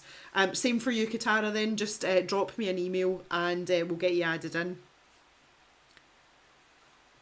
It used to be for members, Artsy Endo, but we've just kept it on. Again, if you would like to join also, just drop me an email, I'll add you all in. Absolutely fine. We've got, yeah, because it was, basically. We've got quite a few channels, it's not just art stuff. We do have specific art channels, so we've got the It's a Pencil channel, we've got the Art Room channel, we've got one for video talk, and we've got like a general sort of chit chat, and it's mostly where most of us moan about the weather and talk about what we're eating. There's a surprise. But we've got little separate ones for people who like to write. There's a few of us that are storytellers on the side as well. And we also, my personal favourite is the Lego and Gaming channel, where we talk about our very expensive habits. So that's always fun. Yeah, so if you fancy joining the Discord, just drop me an email. Have we got any mods left? Has everybody gone to sleep? Can one of the mods just post my email address in the chat, please? That would be marvellous. I would like that very much. I feel like we've done enough today. Yes, the pets channel. Not limited to pets per se, animals in general. If you want to post pictures, we do that a lot. Cal just dropped a bomb in Borderlands 4. Yes. You're going to fit in just fine on the Discord, Cal.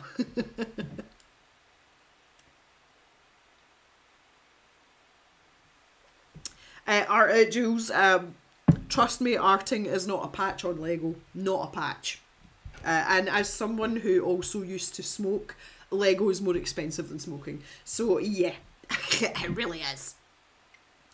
Artsendo just got into Lego.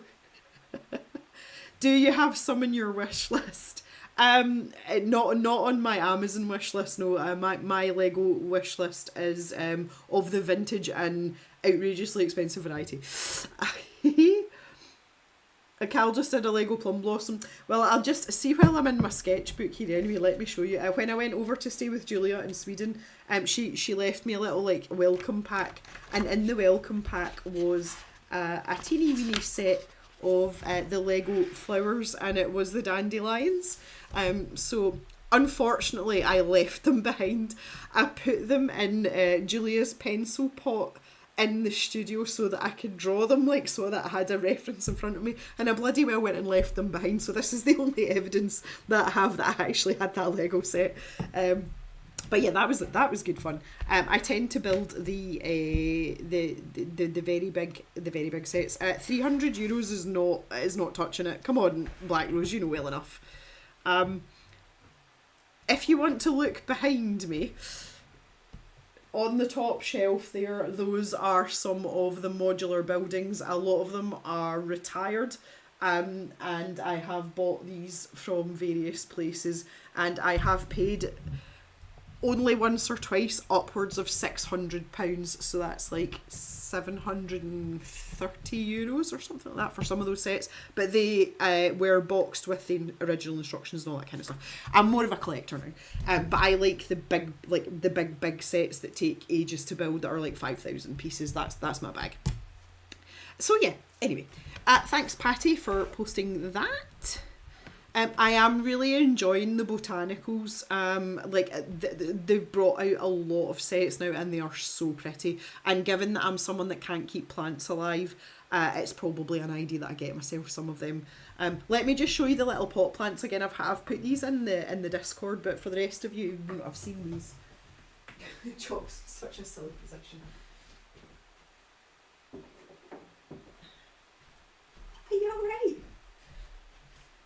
So these are the little succulents that are in the pots with the smiley faces. Like, they're absolutely adorable.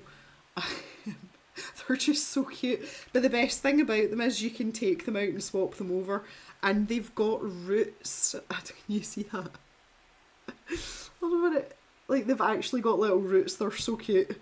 That's one of my favourite things ever. So if you think that they look better the other way around, you can just swap them over. And then you've got that. And that was not an expensive set, but I mean, like, look at them. They're freaking adorable. Like, how could you not love that? How could you not want to build that in Lego?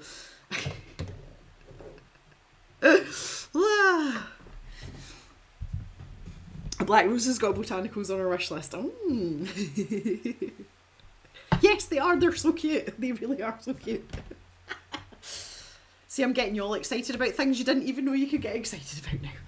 I just want to thank you so much for your help today with the other hands. I knew it would be a good idea to chat to you all about what we wanted the sticker to look like, because with stuff like this, it is really more about you guys than it is about me, and I just felt as if I didn't have an awful lot of direction with it. I just hadn't got that far in the thought process, and I knew that doing it in the stream would be the way to go. So thank you very much for that. I appreciate it so much, and I can go away, and that's again more homework for Jem.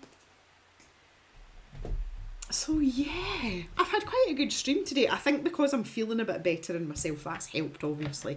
And we've got to talk about Lego and computer games and dogs and stuff. So Arcee says the last one she's done was the Vespa. It looks quite nice, but you've bought 3 in 1 month.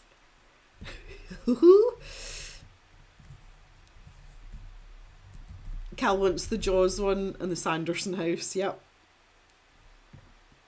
Oh, you can see the lights now. Yeah, you can, because it's getting darker. Oh yeah, little bats. The llama mug is very much still alive. Cave staple, watercolour brushes. That's what it's for. This was a gift from Cal for the rest of you, again, years ago. I don't even know what year it was you sent me that, Cal, but it's very much still in play. It's still intact. That has survived 1, 2, 3 house moves now, and we're going strong. I did try it as a tea mug, and it was a bit intrusive, honestly. But yeah, it's good for holding the brushes. The racing llamas, you can't see them, but this row of shelves here, there's one away up high in the corner here, and the racing llamas that you gave me are up there as well. They're still there.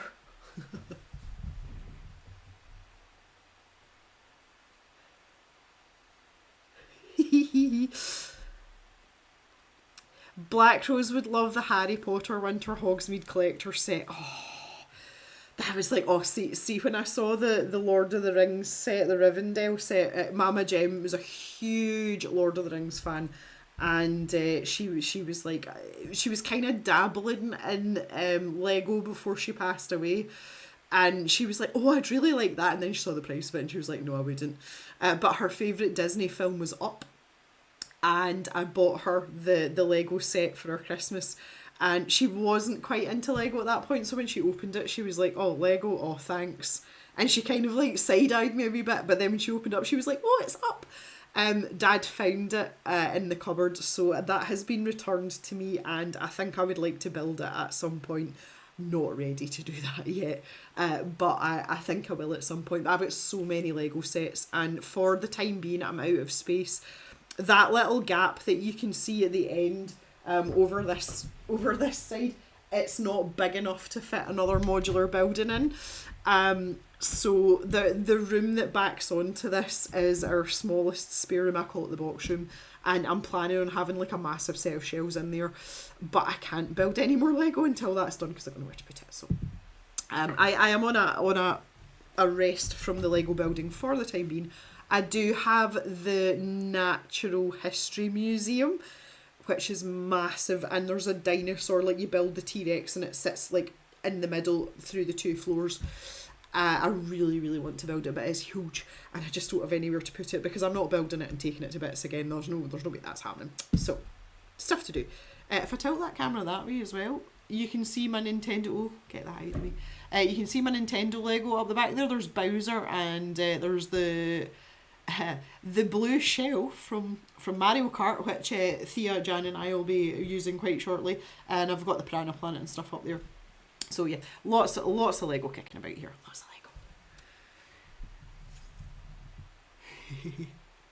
Lego. the Ulrika says the Lego wing. That's what Jan was calling my extension, the Lego wing. Oh.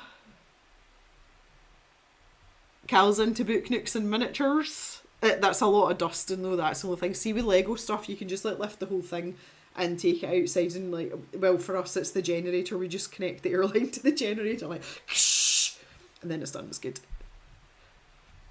It's so good. So good. Would I ever get a cat? No, we've had cats in the past. Rika thought she should fill in for Jan. Thank you, Rika, I appreciate it. Good job. No, if we had farm cats kicking about, that would be fine. I would never have a pet cat again though. I can't be doing with them. I'm much more a dog person than a cat person. But when we have had farm cats, quite happy to talk to them and pet them and flea them on the way past and feed them and things. But I wouldn't want another cat in the house. It's a weird dynamic with collies because collies get quite fixated on them and they want to herd them. Not ideal in the house. And also I can't be bothered with it. I want in, I want out, I want in, I want out. No, I'll just stick with dogs, thanks. I do like cats though. Mary's got 0 room for Lego, which is probably a good thing. It's probably good for your bank balance as well, Mary, honestly. Katara says a co-worker used the Millennium Falcon Lego set as a coffee table, had it mounted in a glass top. They have just released, I got the email today, and this is a standing joke in the Discord as well. I swear blind Lego email me almost every day. They know that I'm a weak spot and that I'm easily manipulated. They've just released the Death Star, and it is quite something, I have to say. Let me just Lego news.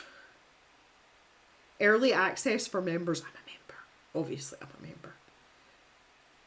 Hopefully I'll be able to show you this on the top down camera.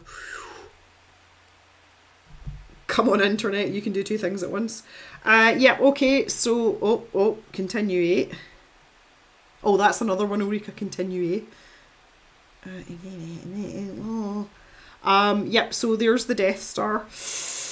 £899.99 and 9,023 pieces. That's quite a big set, to be fair. Like most of the big sets are between like 3,000 and 7,000 pieces, so 9,000 pieces, that's a lot of Lego. But £900, so that's like €1,300 maybe.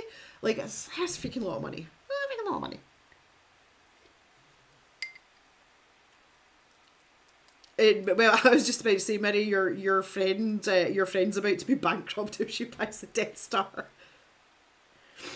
Like £900 for a Lego set. That's, even by my standards, like I'm willing to pay more for the retired sets because they're rare and blah blah blah.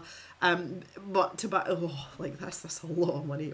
You have to really really like Star Wars and really really like Lego to buy that one. I'm not a Star Wars person either, so I am also glad about that because I actually think I might be destitute.